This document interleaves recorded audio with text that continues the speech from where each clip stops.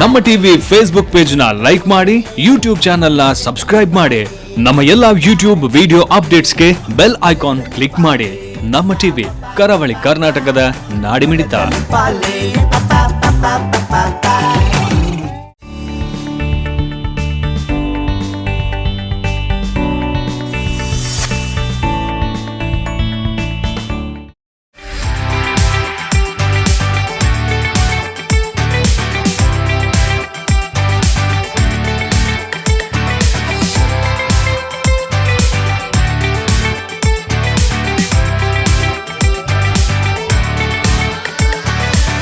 ಎಲ್ರಿಗೂ ನಮಸ್ಕಾರ. ಒಂದು ವಿಶೇಷ ಕಾರ್ಯಕ್ರಮಕ್ಕೆ ತಮ್ಮನ್ನು ಅತ್ಯಂತ ಆತ್ಮೀಯವಾಗಿ ಸ್ವಾಗತಿಸುತ್ತಿದ್ದೇನೆ. ಬಂಧುಗಳೇ, ಒಂದು ಮಾತಿದೆ, ನಹಿ ಜ್ಞಾನೇನ ಸದೃಶಂ ಪವಿತ್ರಮಿಹ ವಿದ್ಯತೆ. ಅಂದರೆ ಈ ಪ್ರಪಂಚದಲ್ಲಿ ವಿದ್ಯೆಗೆ ಸರಿಸಮಾನವಾದ, ಸಮದಂಡಿಯಾದ ಅಥವಾ ಅದಕ್ಕಿಂತ ಮಿಗಿಲಾದಂತಹ ಇನ್ನೊಂದು ಆದರ್ಶ ಇಲ್ಲ. ಅದೇ ರೀತಿ ಮತ್ತೊಂದು ಕಡೆ ಹೇಳಲಾಗ್ತದೆ, ವಿದ್ಯೆಯ ಅಮೃತಮಶ್ನುತೆ. ಅಂದರೆ ವಿದ್ಯೆ ಎನ್ನುವುದು ಮಾನವನನ್ನು ಅಮರತ್ವಕ್ಕೆ ಏರಿಸುವಂತಹ ಸಾಧನ. ಅದೇ ರೀತಿ ವಿದ್ಯೆಗಳ ಬಗ್ಗೆ, ವಿದ್ಯೆಯನ್ನು ನೀಡುವಂತಹ ಗುರುಗಳ ಬಗ್ಗೆ ಉಲ್ಲೇಖಿಸುವ ಒಂದು ಮಾತು ಬರ್ತದೆ, ಅಜ ಮುನಿದರೆ ಹರಕಾವ, ಹರ ಮುನಿದರೆ ಹರಿಕಾವ, ಹರಿಯೂ ಮುನಿದರೆ ಗುರುಕಾವ. ಅಂದರೆ ಒಂದು ಕ್ಷಣಕ್ಕೆ ತ್ರಿಮೂರ್ತಿಗಳು ನಮ್ಮನ್ನು ಕೈಬಿಟ್ಟರು ಕೂಡ ನಮಗೆ ವಿದ್ಯೆಯನ್ನು ಎರಕ ಹೊಯ್ದಂತಹ ಗುರುಗಳು ಯಾವತ್ತೂ ಕೈಬಿಡಲ್ಲ ಎನ್ನುವಂತಹ ಒಂದು ಅದ್ಭುತ ಆದರ್ಶ ಈ ನೆಲದಲ್ಲಿದೆ. ಈ ಎಲ್ಲ ಮಾತುಗಳನ್ನು ನಾನು ಯಾಕೆ ಹೇಳ್ತಾ ಇದ್ದೇನೆ ಅಂದರೆ, ವಿದ್ಯೆ ಅನ್ನುವುದು ಮಾನವರಿಗೆ ಅತ್ಯಂತ ಅಗತ್ಯವಾದಂತಹ ಒಂದು ಆದರ್ಶ. ಹಾಗಾಗಿ ಇಂದು ಸಹಜವಾಗಿಯೂ ಇವತ್ತಿನ ಈ ಆಧುನಿಕ ಯುಗದಲ್ಲಿ ಒಂದು ಉನ್ನತ ಶಿಕ್ಷಣವನ್ನು ಮಕ್ಕಳಿಗೆ ಕೊಡಬೇಕು ಎನ್ನುವಂತಹ ಒಂದು ಉತ್ಕಟ ಇಚ್ಛೆ ಪ್ರತಿಯೊಬ್ಬ ಪೋಷಕರಲ್ಲಿ, ಪ್ರತಿಯೊಬ್ಬ ಮಾತಾಪಿತರಲ್ಲಿ ಇರ್ತದೆ. ಅದರಲ್ಲೂ ವಿಶೇಷವಾಗಿ ಒಂದು ಉನ್ನತ ವ್ಯಾಸಂಗವನ್ನು ಮಾಡುವಂತಹ ಸಂದರ್ಭದಲ್ಲಿ ಅತ್ಯಂತ ನಿರ್ಣಾಯಕವಾದಂತಹ ಕಾಲಘಟ್ಟ ಅಂದರೆ ಅದು SSLC ಮತ್ತು ಅದರ ಬಳಿಕದ ದ್ವಿತೀಯ PUC ಒಂದು ಕಲಿಕೆಯ ಹಂತ. ಹಾಗಾಗಿ ಸಹಜವಾಗಿಯೇ ಯಾವ ಕಾಲೇಜಿಗೆ ನನ್ನ ಮಕ್ಕಳನ್ನು ಕಳಿಸಿದರೆ ಉತ್ತಮ ಎನ್ನುವಂತಹ ಪ್ರಶ್ನೆ ಎಲ್ಲ ಪೋಷಕರಲ್ಲಿ ಸಹಜವಾಗಿಯೇ ಉದ್ಭವಿಸುತ್ತದೆ. ಈ ಎಲ್ಲ ಪ್ರಶ್ನೆಗಳಿಗೆ ಉತ್ತರ ರೂಪವಾಗಿ ಮಂಗಳೂರಿನಲ್ಲಿ ಉದಿಸಿರುವಂತಹ ಒಂದು ವಿದ್ಯಾಸಂಸ್ಥೆ ವಿಕಾಸ್ ಪದವಿ ಪೂರ್ವ ಕಾಲೇಜು. ಮಂಗಳೂರಿನ ಮೇರಿ ಹಿಲ್ನಲ್ಲಿರುವಂತಹ ವಿಕಾಸ್ ಪದವಿ ಪೂರ್ವ ಕಾಲೇಜಿನ ಬಗ್ಗೆ ಇವತ್ತಿನ ಈ ಕಾರ್ಯಕ್ರಮದಲ್ಲಿ ವಿಸ್ತೃತ ಮಾಹಿತಿಯನ್ನು ನಿಮಗಾಗಿ ನೀಡುವಂಥ ಒಂದು ಪ್ರಾಮಾಣಿಕ ಯತ್ನವನ್ನು ಮಾಡ್ತಾ ಇದ್ದೇವೆ. ಈ ಕಾಲೇಜಿನ ಬಗ್ಗೆ ಸಮಗ್ರವಾದಂತಹ ಮಾಹಿತಿಯನ್ನು ನೀಡುವುದಕ್ಕಾಗಿ ಈ ಕಾಲೇಜಿನ ಡೀನ್ ಆಗಿರುವಂತಹ ಡಾಕ್ಟರ್ ಮಂಜುಳಾ ಎ ರಾವ್ ನಮ್ಮೊಂದಿಗಿದ್ದಾರೆ. ಅವರನ್ನು ನಿಮ್ಮೆಲ್ಲರ ಪರವಾಗಿ ಮತ್ತು ನಮ್ಮ ಟಿವಿಯ ಸಮಸ್ತ ವೀಕ್ಷಕ ಬಂಧುಗಳ ಪರವಾಗಿ ಅತ್ಯಂತ ಪ್ರೀತಿಪೂರ್ವಕವಾಗಿ ಸ್ವಾಗತಿಸ್ತಿದ್ದೇನೆ. ನಮಸ್ಕಾರ. ಹೇಳಮ್ಮ, ವಿಕಾಸ್ ಪದವಿ ಪೂರ್ವ ಕಾಲೇಜು ಯಾಕೆ ಇತರ ವಿದ್ಯಾಸಂಸ್ಥೆಗಳಿಗಿಂತ ಭಿನ್ನವಾಗಿದೆ ನಿಮ್ಮ ದೃಷ್ಟಿಯಲ್ಲಿ? ಈಗ ಹೇಳಿದ ಹಾಗೆ ವಿದ್ಯೆ ಅನ್ನುವಂಥದ್ದು ಕಸಿದುಕೊಳ್ಳಿಕ್ಕೆ ಯಾರ ಹತ್ರವೂ ಸಾಧ್ಯ ಆಗೋದೇ ಇರುವಂತಹ ಒಂದು ಆದರ್ಶವಾಗಿರುವಂಥದ್ದು. ಪ್ರತಿಯೊಬ್ಬ ಹೆತ್ತವರು ಕೂಡ ನನ್ನ ಮಕ್ಕಳನ್ನು ಒಂದು ಉತ್ತಮವಾದಂತಹ ವಿದ್ಯಾಸಂಸ್ಥೆಗೆ ಸೇರಿಸಲೇಬೇಕು ಅನ್ನುವಂಥ ಒಂದು ಕನಸನ್ನು ಕಂಡುಕೊಂಡಿರ್ತಾರೆ. ಒಂದು ಒಳ್ಳೆಯ ವಿದ್ಯಾಸಂಸ್ಥೆಗೆ ಸೇರಿಸಿ ಆಮೇಲೆ ಮಕ್ಕಳು ಒಂದು ಉತ್ತಮವಾದಂಥ ಭವಿಷ್ಯನ ಕಂಡುಕೊಳ್ಬೇಕು ಅನ್ನುವಂಥದ್ದು ಎಲ್ಲ ಹೆತ್ತವರ ಒಂದು ಕನಸಾಗಿರುತ್ತದೆ. ಅಂತಹ ಕನಸನ್ನು ನನಸು ಮಾಡಲಿಕ್ಕೆ ಇರುವಂಥದ್ದು ನಮ್ಮ ವಿಕಾಸ್ ವಿದ್ಯಾಸಂಸ್ಥೆ. ನಮ್ಮಲ್ಲಿ ಈಗ ನಾವು ನೋಡ್ತಾ ಇದ್ದರೆ ಬಹುಶಃ ಈ ಒಂದು ಕ್ಯಾಂಪಸ್ ಏನಿದೆ ಮಂಗಳೂರಿನಲ್ಲಿ ಮೇರಿ ಹಿಲ್ನಲ್ಲಿರುವಂತಹ ವಿದ್ಯಾಸಂಸ್ಥೆ ನಮ್ಮದು, ಇದು ಸುಮಾರು 4 ಎಕರೆಯಷ್ಟು ವಿಸ್ತಾರವುಳ್ಳಂತಹ ಒಂದು ಏರಿಯಾದಲ್ಲಿ ಇದು ಈಗ ನಿರ್ಮಾಣಗೊಂಡಿದೆ. ಇದರ ಜೊತೆಗೆ ನಮ್ಮಲ್ಲಿ ನಾವೀಗ ನಮ್ಮ ಕ್ಯಾಂಪಸನ್ನು ನೋಡ್ತಾ ಹೋದರೆ ಬಹುಶಃ ಇಡೀ ಕ್ಯಾಂಪಸ್ ಒಳಗಡೆ ಹಸಿರನ್ನು ಕಾಣಲಿಕ್ಕೆ ನಾವು ಸಾಧ್ಯ ಆಗ್ತದೆ. ಈ ಒಂದು ಕ್ಯಾಂಪಸ್ನ ಒಳಗಡೆ ನಮಗೆ ತುಂಬ ಉತ್ತಮವಾದಂತಹ ಒಂದು ಬಿಲ್ಡಿಂಗ್ನ ವ್ಯವಸ್ಥೆಯನ್ನು ಹೊಂದಿ ಈ ಒಂದು ಇದರೊಳಗಡೆ ನಾವೀಗ ವಿದ್ಯೆಯನ್ನು ನೀಡ್ತಾ ಇದ್ದೇವೆ ನಾವು ಮಕ್ಕಳಿಗೆ. ಬಹುಶಃ ಮಂಗಳೂರಿನ ಇರುವಂಥದ್ದು ಎಲ್ಲ ರೀತಿಯ ಟ್ರಾನ್ಸ್ಪೋರ್ಟನ್ನು ಆಕ್ಸೆಸ್ ಮಾಡಲಿಕ್ಕೆ ಆಗುವಂಥ ಸಾಧ್ಯ ಇರುವಂಥ ಸಿಟಿ ಅಂತ ಹೇಳಿದರೆ ಅದು ಮಂಗಳೂರು. ಇಡೀ ರಾಜ್ಯದಲ್ಲಿ ಮಂಗಳೂರು ಮಾತ್ರ. ಹೌದು, ಮಂಗಳೂರು ವ್ಯವಸ್ಥೆಗಳು ಭೂ ಸಾರಿಗೆ, ವಾಯು ಸಾರಿಗೆ ಮತ್ತು ಜಲ ಸಾರಿಗೆ ಇರುವಂಥದ್ದು. ಹೌದು, ಎಲ್ಲ ನಮಗೆ ಇವನ್ ಏರ್ಪೋರ್ಟ್, ಇಂಟರ್ನ್ಯಾಷನಲ್ ಏರ್ಪೋರ್ಟ್ ಕೂಡ ಇದೆ. ಈ ನಮ್ಮ ಸಂಸ್ಥೆ ಇರುವಂಥದ್ದು ಇಂಟರ್ನ್ಯಾಷನಲ್ ಏರ್ಪೋರ್ಟಿಗೆ ತುಂಬ ಹತ್ತಿರವಾಗಿದೆ. ಕೆಲವೇ ಕಿಲೋಮೀಟರ್, 4 ಕಿಲೋಮೀಟರ್ಗಳಷ್ಟು ದೂರದಲ್ಲಿ ನಮ್ಮ ವಿದ್ಯಾಸಂಸ್ಥೆ ಇರುವಂಥದ್ದು. ಸೊ ಇಲ್ಲಿಗೆ ಹೆಚ್ಚಿನ ಕಡೆಯಿಂದ ಮಕ್ಕಳನ್ನ ಇಲ್ಲಿಗೆ ಸೇರಿಸಲಿಕ್ಕೆ ಬರ್ತಾರೆ ಪೇರೆಂಟ್ಸ್ನವರು. ಯಾಕೆ, ಏನು ವಿಶೇಷತೆ ಇದೆ ವಿದ್ಯಾಸಂಸ್ಥೆಯಲ್ಲಿ?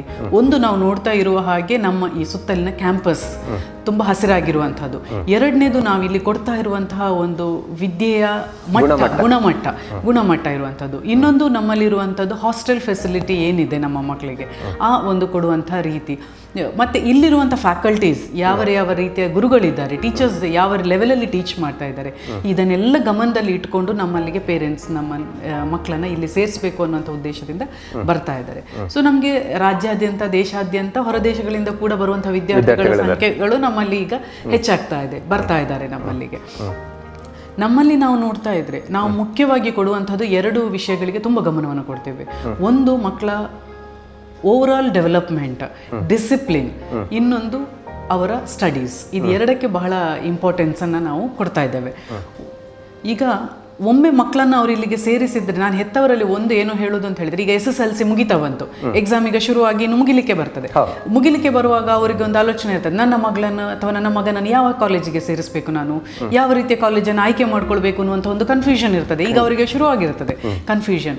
ಸೊ ನಾನು ಹೆತ್ತವರಲ್ಲಿ ಹೇಳೋದು ಏನಂತ ಹೇಳಿದ್ರೆ, ಒಂದು, ಅವರು ಯಾವ ಕಾಲೇಜನ್ನು ಆಯ್ಕೆ ಮಾಡುವಾಗ ಆ ಕಾಲೇಜಿನಲ್ಲಿ ಇರುವಂತಹ ಅಟ್ಮಾಸ್ಫಿಯರ್ ಹೇಗಿದೆ ಅನ್ನೋದನ್ನು ಒಂದು ನೋಡ್ಕೊಳ್ಬೇಕಾಗತ್ತೆ ಅವರು. ಎರಡನೇದಾಗಿ ಆ ಕಾಲೇಜಿನಲ್ಲಿ ಯಾವ ರೀತಿಯ ಪಾಠವನ್ನು ಕಲಿಸ್ತಾ ಇದ್ದಾರೆ, ಯಾವ ಮಟ್ಟದಾಗಿದೆ ಅನ್ನೋದನ್ನು ನೋಡ್ಕೊಳ್ಬೇಕು. ಯಾವ ರೀತಿಯ ಫ್ಯಾಕಲ್ಟೀಸ್ ಇದ್ದಾರೆ, ಟೀಚರ್ಸ್ ಯಾವ್ಯಾವರು ಇದ್ದಾರೆ ಅನ್ನೋದನ್ನು ನೋಡ್ಕೊಳ್ಬೇಕಾಗತ್ತೆ. ಮೂರನೇದಾಗಿ ಎಲ್ಲಿ ಡಿಸಿಪ್ಲಿನ್ಗೆ ಪ್ರಾಮುಖ್ಯತೆ ಇದೆಯೋ ಅಲ್ಲಿ ಕೊಡಬೇಕಾಗತ್ತೆ. ಆಮೇಲೆ 4ನೇದಾಗಿ ಮಕ್ಕಳು ಬೆಳಿಗ್ಗೆಯಿಂದ ಸಂಜೆ ತನಕ ಒಂದು ಕಡೆ ಕಲಿತು ಆಮೇಲೆ ಕೋಚಿಂಗಿಗೆ ಅಂತ ಇನ್ನೆಲ್ಲಿಯೋ ಹೋಗಿ ಹುಡುಕಿಕೊಂಡು ಹೋಗುವಂಥದ್ದು, ಇದನ್ನೆಲ್ಲ ತಪ್ಪಿಸಲಿಕ್ಕೆ ಬೆಳಿಗ್ಗೆಯಿಂದ ಸಂಜೆ ಒಳಗಡೆ ತುಂಬ ಲೇಟ್ ಅಲ್ಲದೆ ಒಂದು ಸಾಧಾರಣ ಮಟ್ಟದ ಸಂಜೆಯ ತನಕ ಆ ಮಕ್ಕಳಿಗೆ ಎಲ್ಲಿ ಎಲ್ಲವನ್ನ ಕೋಚಿಂಗ್, ಕಾಂಪಿಟೇಟಿವ್ ಎಲ್ಲವೂ ಒಂದೇ ಕಡೆ ಸಿಗುವಂತಹ ಒಂದು ವ್ಯವಸ್ಥೆ ಎಲ್ಲಿದೆ ಅಲ್ಲಿ ಅವರು ಅದನ್ನು ನೋಡಿಕೊಂಡ್ರೆ ಅಂತಹ ಕಾಲೇಜ್ಗಳನ್ನು ಆಯ್ಕೆ ಮಾಡ್ಕೊಳ್ಬೇಕಾಗುತ್ತೆ. ಇಂಥ ಎಲ್ಲ ಗುಣಮಟ್ಟ ಹೊಂದಿರುವಂತಹ ಕಾಲೇಜ್ ಅಂತ ಹೇಳಿದ್ರೆ ಈಗ ವಿಕಾಸ್ ಕಾಲೇಜ್. ಸೊ ಇಲ್ಲಿ ನಾವು ಬೆಳಿಗ್ಗೆಯಿಂದ ಸಂಜೆ ಒಳಗಡೆ ಅವರಿಗೆ ಏನೆಲ್ಲ ಕಾಂಪಿಟೇಟಿವ್ ಕೋಚಿಂಗ್ ಇದೆ, JEE coaching, NEET coaching, CET coaching, board coaching ಎಲ್ಲವನ್ನ ಮಾಡಿ ನಾವು ಮಕ್ಕಳನ್ನು ಕಳಿಸ್ಕೊಡ್ತೇವೆ.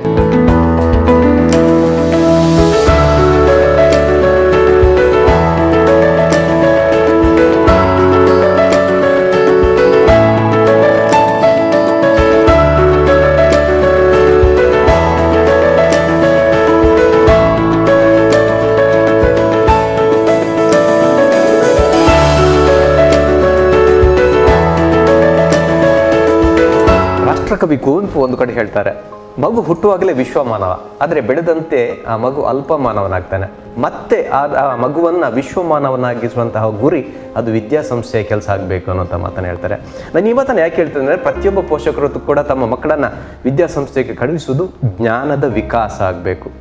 ಈ ವಿಕಾಸ ಹೆಸರಿಗೆ ತಕ್ಕಂತೆ ವಿದ್ಯಾರ್ಥಿಗಳ ವಿಕಾಸವನ್ನು ಯಾವ ರೀತಿ ಮಾಡ್ತದೆ ಅನ್ನೋದು ನನ್ನ ಪ್ರಶ್ನೆ. ವಿಕಾಸ್ ವಿದ್ಯಾಸಂಸ್ಥೆಯ ಚೇರ್ಮನ್ ಆಗಿರುವಂಥದ್ದು ನಮ್ಮ ಮಾಜಿ ಸಚಿವರು, ಇಲ್ಲಿನ ಉಸ್ತುವಾರಿ ಸಚಿವರಾಗಿದ್ದರು ಅವರು, ಶ್ರೀ ಕೃಷ್ಣ ಜೆ ಪಾಲೆಮಾರ್ ಅವರು.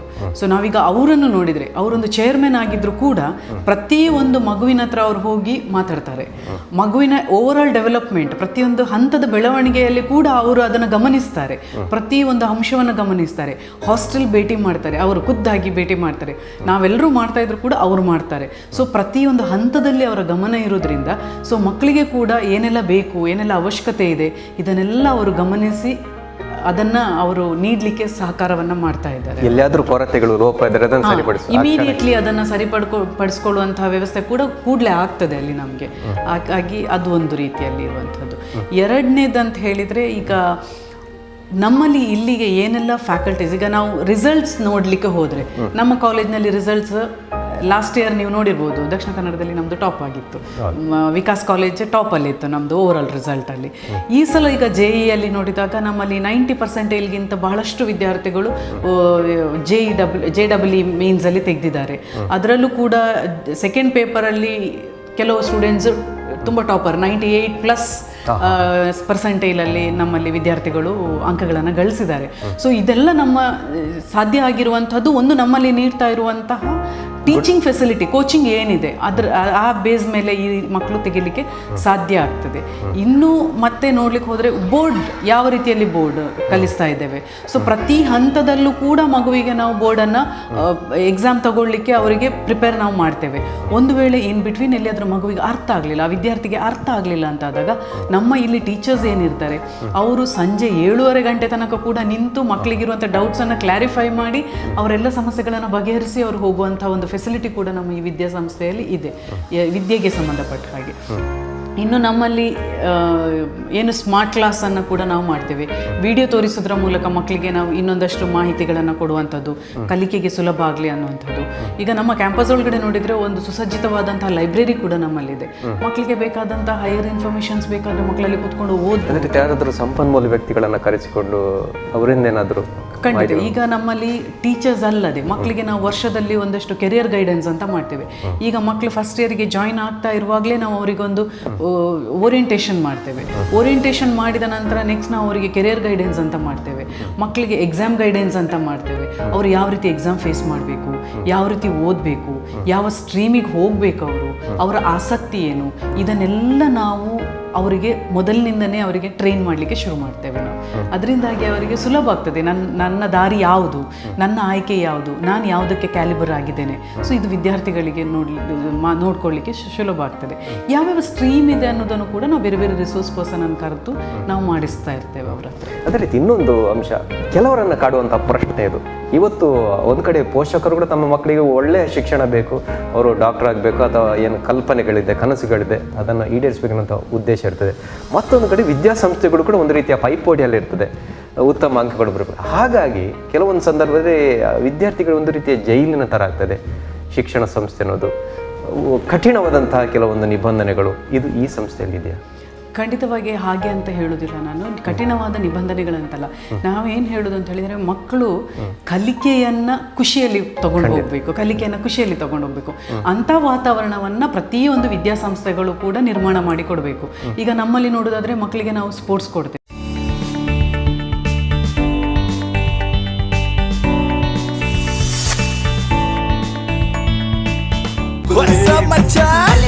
ನಮ್ಮ ಟಿವಿ ಫೇಸ್ಬುಕ್ ಪೇಜ್ ನ ಲೈಕ್ ಮಾಡಿ, ಯೂಟ್ಯೂಬ್ ಚಾನೆಲ್ ನ ಸಬ್ಸ್ಕ್ರೈಬ್ ಮಾಡಿ. ನಮ್ಮ ಎಲ್ಲಾ ಯೂಟ್ಯೂಬ್ ವಿಡಿಯೋ ಅಪ್ಡೇಟ್ಸ್ಗೆ ಬೆಲ್ ಐಕಾನ್ ಕ್ಲಿಕ್ ಮಾಡಿ. ನಮ್ಮ ಟಿವಿ ಕರಾವಳಿ ಕರ್ನಾಟಕದ ನಾಡಿಮಿಡಿತ.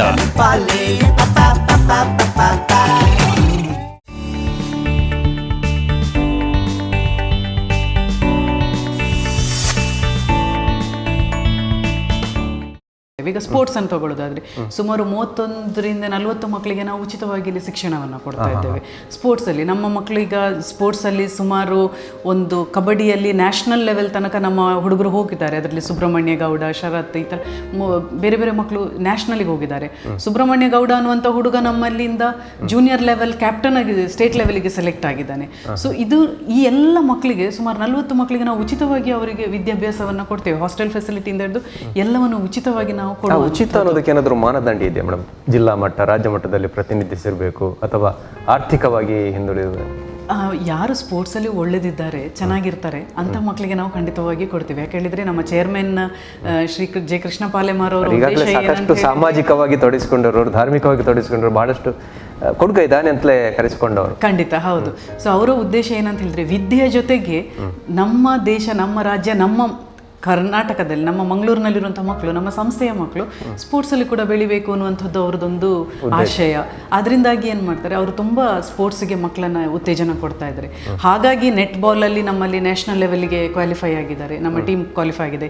ಕಬಡ್ಡಿಯಲ್ಲಿ ಕೂಡ ನ್ಯಾಷನಲ್ ಲೆವೆಲ್ಗೆ ನಮ್ಮದು ಕ್ವಾಲಿಫೈ ಆಗಿರುವಂಥದ್ದು. ಸೊ ಸಾಧಾರಣವಾಗಿ ಮಂಗಳೂರಿನಲ್ಲಿ ಮತ್ತು ರಾಜ್ಯ ಮಟ್ಟದಲ್ಲಿ ನಡೆಯುವಂಥ ಎಲ್ಲದರಲ್ಲೂ ವಿನ್ನರ್ಸ್ ಆಗಿಯೇ ಬರುವಂಥದ್ದನ್ನು ನಾವು ನೋಡ್ತಾ ಇದ್ದೀವಿ. ಸೊ ಆ ರೀತಿಯಲ್ಲಿ ಕೂಡ ನಾವು ಎನ್ಕರೇಜ್ ಮಾಡ್ತೇವೆ. ಇನ್ನು ಮಕ್ಕಳಿಗೆ ಬೇಕಾಗಿರುವಂಥ ಸಾಂಸ್ಕೃತಿಕ ಕಾರ್ಯಕ್ರಮಗಳು ಇದನ್ನೆಲ್ಲ ನಾವು ಮಾಡ್ತೇವೆ. ಅದರ ಜೊತೆಗೆ ಇಡೀ ಕರ್ನಾಟಕ ರಾಜ್ಯದಲ್ಲಿ ನಾವು ಇತ್ತೀಚೆಗೆ ಈ ವರ್ಷದಲ್ಲಿ ಮಕ್ಕಳಿಗೆ ರಾಷ್ಟ್ರ ಪ್ರೇಮವನ್ನು ಬೆಳೆಸಬೇಕು ಅನ್ನೋ ಉದ್ದೇಶದಿಂದ ಗ್ಲೋರಿಯಸ್ ಭಾರತ್ ಅನ್ನುವಂತಹ ಒಂದು ದೊಡ್ಡ ಕಾರ್ಯಕ್ರಮವನ್ನು ಇಡೀ ರಾಜ್ಯದಾದ್ಯಂತ ಪ್ರತಿ ಜಿಲ್ಲೆಯಲ್ಲಿ ಮಾಡಿದ್ದೇವೆ ನಾವು ಅದನ್ನು. ಇದರಿಂದಾಗಿ ಮಕ್ಕಳಲ್ಲಿ ಇಡೀ ದೇಶದ ಬಗ್ಗೆ, ನಮ್ಮ ರಾಷ್ಟ್ರದ ಬಗ್ಗೆ ಅವ್ರು ಕಲೀಲಿಕ್ಕೆ ಸಾಧ್ಯ ಆಯಿತು. ಒಂದು ಎಸ್ಸೆ ಕಾಂಪಿಟೇಷನ್ ಮಾಡಿ ಅವರಿಗೆ ಪ್ರೈಸ್ ಕೊಡುವಂಥದ್ದು, ಇಂಥದನ್ನೆಲ್ಲ ನಾವು ನಮ್ಮ ವಿಕಾಸ್ ಕಾಲೇಜಿಂದ ನಾವು ಮಾಡಿದ್ದೇವೆ. ಸೊ ಈ ರೀತಿಯ ಅನೇಕ, ಆಮೇಲೆ ಗಿಡ ನೆಡುವಂತಹ ಕಾರ್ಯಕ್ರಮಗಳು, ಪ್ರತಿ ಶಾಲೆಗಳಿಗೆ ಹೋಗಿ ರಕ್ತಚಂದನದ ಗಿಡಗಳನ್ನು ಅವರಿಗೆ ಕೊಟ್ಟು ಮಕ್ಕಳೇ ಅದನ್ನು ಪೋಷಣೆ ಮಾಡಿಕೊಂಡು, ಆ ಮಕ್ಕಳಿಗೆ ಯಾರು ಅದನ್ನು ಚೆನ್ನಾಗಿ ನೋಡ್ತಾರೆ 1 ವರ್ಷದ ನಂತರ ಅವರಿಗೆ ಒಂದು ಬಹುಮಾನವನ್ನು ಕೊಡ್ತೇವೆ, ಮಕ್ಕಳೇ ಅದನ್ನು ಆರೈಕೆ ಮಾಡಬೇಕು. ಈ ರೀತಿ ಪರಿಸರ ಪ್ರೇಮವನ್ನು ಕೂಡ ನಾವು ಮಕ್ಕಳಲ್ಲಿ ಬೆಳೆಸ್ತಾ ಇದ್ದೇವೆ. ಸೊ ಈಗ ನೀವು ಬಹುಶಃ ಸುತ್ತಮುತ್ತ ನೋಡಿದರೆ ನಮ್ಮ ಕ್ಯಾಂಪಸ್ ಒಳಗಡೆ ಎಲ್ಲ ಗ್ರೀನರಿಯನ್ನು ಕಾಣಬಹುದು. ಹೌದು, ಅದು ಈ ಸಿಟಿಯಲ್ಲಿ ಅಪರೂಪ ಆಗಿರ್ತದೆ. ಸೊ ಇಲ್ಲಿ ನಾವೇನು ವೆಜಿಟೇಬಲ್ಸ್ ಬೆಳೆಸ್ತೇವೆ, ಆ ವೆಜಿಟೇಬಲ್ಸ್ ಈಗ ನಮ್ದು ಮೆಸ್ಸಿಗೆ ಹೋಗ್ತದೆ ಊಟಕ್ಕೆ. ಮಕ್ಕಳಿಗೆ ಆರ್ಗ್ಯಾನಿಕ್ ಫುಡ್ ಅನ್ನು ನಾವು ಇಲ್ಲಿಂದನೇ ಪ್ರೊಡ್ಯೂಸ್ ಮಾಡಿ ನಾವು ಅವರಿಗೆ ಕೊಡ್ತೇವೆ. ಸೊ ತರಕಾರಿಗಳು, ನೀವು ಬದನೆ ಇರ್ಬೋದು, ಬೆಂಡೆಕಾಯಿ, ಬಸಳೆ, ಇದೆಲ್ಲ ಎಲ್ಲ ಸಾವಯವವಾಗಿ ನಾವೇ ಮಾಡಿ ಮಕ್ಕಳಿಗೆ ಅದನ್ನು ಕೊಡ್ತಾ ಇದ್ದೇವೆ. ಸೊ ಈ ರೀತಿಯಲ್ಲಿ ಬೇರೆ ಕ್ಯಾಂಪಸ್ಗಿಂತ ನಮ್ಮ ಕ್ಯಾಂಪಸ್ ತುಂಬಾ ಭಿನ್ನವಾಗಿರುವಂಥದ್ದು ನೀವು ನೋಡ್ಬೋದು.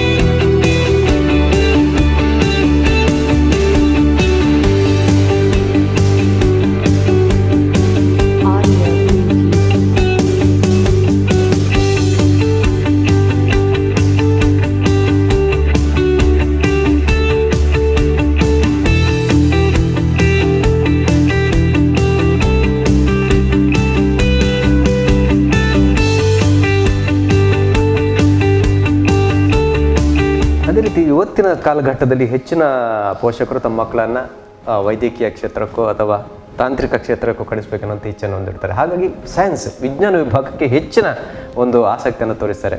ನಿಮ್ಮಲ್ಲಿ ಈ ಸಂಸ್ಥೆಗೆ ವಿಜ್ಞಾನ ವಿಭಾಗಕ್ಕೆ ಪ್ರವೇಶವನ್ನು ಪಡ್ಕೊಳ್ಬೇಕಾದ್ರೆ ಎಷ್ಟು ಅಂಕಗಳು ಕನಿಷ್ಠ ಬೇಕಾಗ್ತದೆ ಅನ್ನೋಂಥ ಪ್ರಶ್ನೆ. ಹೆಚ್ಚಿನ ಕಾಲೇಜ್ಗಳಲ್ಲಿ ಏನು ಮಾಡ್ತಾರೆ ಅಂತ ಹೇಳಿದರೆ, ನಮ್ಮ ಕಾಲೇಜ್ ಟಾಪ್ ಆಗಬೇಕು ಅಂತ ಹೇಳಿದರೆ ನಾವು 90-95% ಮಕ್ಕಳನ್ನು ತೊಗೊಂಡು ನಾವು ಟಾಪ್ ಮಾಡಿದ್ದೇವೆ ಅಂತ ಹೇಳ್ತಾರೆ. ಆದರೆ ಖಂಡಿತ ವಿಕಾಸ್ ಸಂಸ್ಥೆ ಹಾಗೆ ಮಾಡೋದಿಲ್ಲ. ನಾವು ಎಲ್ಲ ಕ್ಯಾಟಗರಿ ಮಕ್ಕಳನ್ನು ತಗೊಳ್ತೇವೆ. ಆ ಮಕ್ಕಳಿಗೆ ನಾವು ಟ್ರೈನ್ ಮಾಡಿ, ಅವರನ್ನು ಟೀಚ್ ಮಾಡಿ, ಅವರನ್ನು ಜಾಸ್ತಿ ಅಂಕ ಪಡ್ಕೊಂಡು ಅವರೊಂದು ಸಾಧನೆ ಮಾಡಬೇಕು ಅದನ್ನು ನಾವು ಮಾಡ್ತಾ ಇದ್ದೇವೆ. ಅದರಿಂದ ನಮಗೆ ಇಷ್ಟೇ ಪರ್ಸೆಂಟೇಜ್ ಇರಬೇಕು, ಮಕ್ಕಳು ಇಷ್ಟೇ ಪರ್ಸೆಂಟೇಜ್ನವರು ಬಂದು ಸೈನ್ಸ್ ತಗೊಳ್ಬೇಕು, ಖಂಡಿತ ನಾವು ಆ ರೀತಿಯ ಒಂದು ರಿಸ್ಟ್ರಿಕ್ಷನ್ಗಳನ್ನು ಹಾಕೊಂಡಿಲ್ಲ. ಯಾವುದೇ ಮಕ್ಕಳಿಗೆ ವಿದ್ಯಾಸಂಸ್ಥೆ ಇರುವಂಥದ್ದು, ಮಕ್ಕಳಿಗೆ ವಿದ್ಯೆಯನ್ನು ನೀಡಲಿಕ್ಕೆ ಇರುವಂಥದ್ದು. ನಾವು ರಿಸ್ಟ್ರಿಕ್ಷನ್ ಹಾಕಿದರೆ ಮಕ್ಕಳು ಎಲ್ಲಿಗೆ ಹೋಗ್ತಾರೆ? ಅದರಿಂದಾಗಿ ನಾವು ಅಂಥದ್ದನ್ನು ಮಾಡದೆ, ಯಾವುದೇ ಮಕ್ಕಳು ಬರಲಿ, ನಮ್ಗೆ ಯಾವುದು ತಗೊಳ್ಬೇಕು, ಆದರೆ ನಾವಿಲ್ಲಿ ಗೈಡೆನ್ಸ್ ಕೊಡ್ತೇವೆ ಅವರಿಗೆ. ಯಾವ ಕ್ಷೇತ್ರದಲ್ಲಿ ಅವರ ಆಸಕ್ತಿ ಎಲ್ಲಿದೆ, ಏನಿದೆ ಅನ್ನೋದನ್ನು ನಾವು, ಯಾಕಂದರೆ ನಮ್ಮಲ್ಲಿ ಕೌನ್ಸಿಲಿಂಗ್ ಒಂದು ಇದಿದೆ. ನಾನು ವೈಯಕ್ತಿಕವಾಗಿ ನಾನು ಕೌನ್ಸಿಲರ್ ಆಗಿರೋದ್ರಿಂದ, ಸೊ ನಾವು ಕೌನ್ಸಿಲಿಂಗ್ ನಾನು ಮಾಡ್ತೇನೆ, ಮತ್ತು ಇಲ್ಲಿ ಅನಂತ್ ಪ್ರಭು ಅವರಿದ್ದಾರೆ, ಅವರು ಮಾಡ್ತಾರೆ, ಪಾರ್ಥ, ಹೀಗೆ ಬೇರೆ ಬೇರೆ ನಮ್ಮ ಟೀಮ್ ಇದೆ ಇಲ್ಲಿ. ನಾವು ಅವರಿಗೆ ಇಂಡಿವಿಜುವಲ್ ಆಗಿ ಕೌನ್ಸಿಲಿಂಗನ್ನು ಮಾಡ್ತೇವೆ ಮಕ್ಕಳಿಗೆ.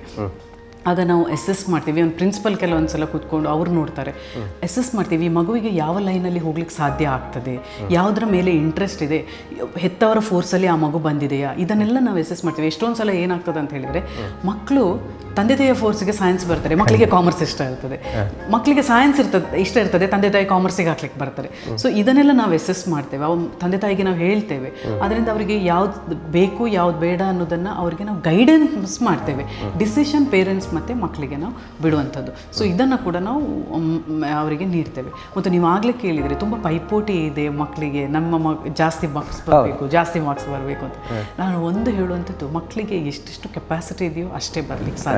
ಅದನ್ನು ಅರ್ಥ ಮಾಡಿಕೊಳ್ಳಬೇಕು, ನಮ್ಮ ಸಮಾಜ ಅರ್ಥ ಮಾಡ್ಕೊಳ್ಬೇಕು, ಎಲ್ಲರೂ ಅರ್ಥ ಮಾಡ್ಕೊಳ್ಬೇಕು. ಆದ್ದರಿಂದ ನಮ್ಮ ವಿದ್ಯಾಸಂಸ್ಥೆ, ಈಗ ವಿಕಾಸಲ್ಲಿ ನಾವು ಯಾವುದೇ ಮಕ್ಕಳಿಗೆ ಪ್ರೆಷರ್ ಅಂತೂ ಖಂಡಿತ ಮಾಡೋದಿಲ್ಲ, ಆದರೆ ಅವರಿಗೆ ಕಲಿಕೆಗೆ ಬೇಕಾಗಿರುವಂಥ ಎಲ್ಲ ರೀತಿಯ ಸಪೋರ್ಟನ್ನು ನಾವು ಮಾಡ್ತೇವೆ.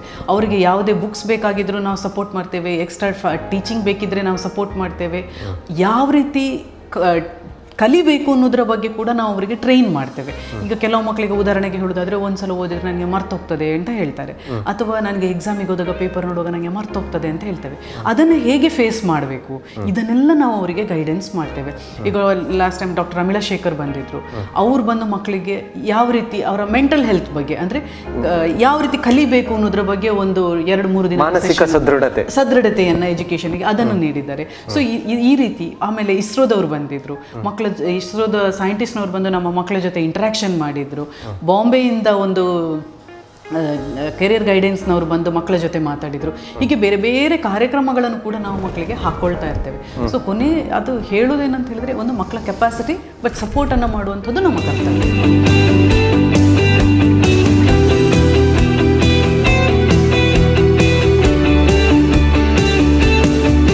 ನಮಸ್ಕಾರ ಬಂಧುಗಳೇ, ದಿಗ್ದೆಸೆಗಳಿಂದ ನೆರೆ ನೀರು ಹರಿದುಕ್ಕಿ ಬರೆ ತುಂಬಿಯೂ ತುಳುಕಿರದೆ ನಿಂತಂತೆ ಕಡಲು ನಿಷ್ಕಾಮಿ ಸ್ಥಿತ ಪ್ರಜ್ಞ ಇನಿತು ವಿಚಲಿತನಾಗ ನೆಷ್ಟು ವಿಷಯಾಸಕ್ತಿ ತವಕಿಸಿದರೊಡಲು ಎನ್ನುವಂತಹ ಮಾತಿದೆ.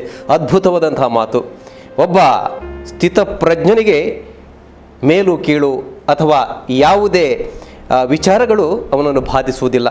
ಆತನ ವಿಚಾರ ಕೇವಲ ತನ್ನ ಸಾಧನಾ ಪಥದಲ್ಲಿ ಪರಿಕ್ರಮಣ ಮಾಡುವುದು. ಅದರಲ್ಲೂ ಇವತ್ತಿನ ರಾಜಕಾರಣ ಕ್ಷೇತ್ರದಲ್ಲಂತೂ ಇಂತಹ ಸ್ಥಿತಪ್ರಜ್ಞರನ್ನು ಗುರುತಿಸುವುದು ಬಹಳವೇ ಕಷ್ಟವಾದಂತಹ ಕೆಲಸ.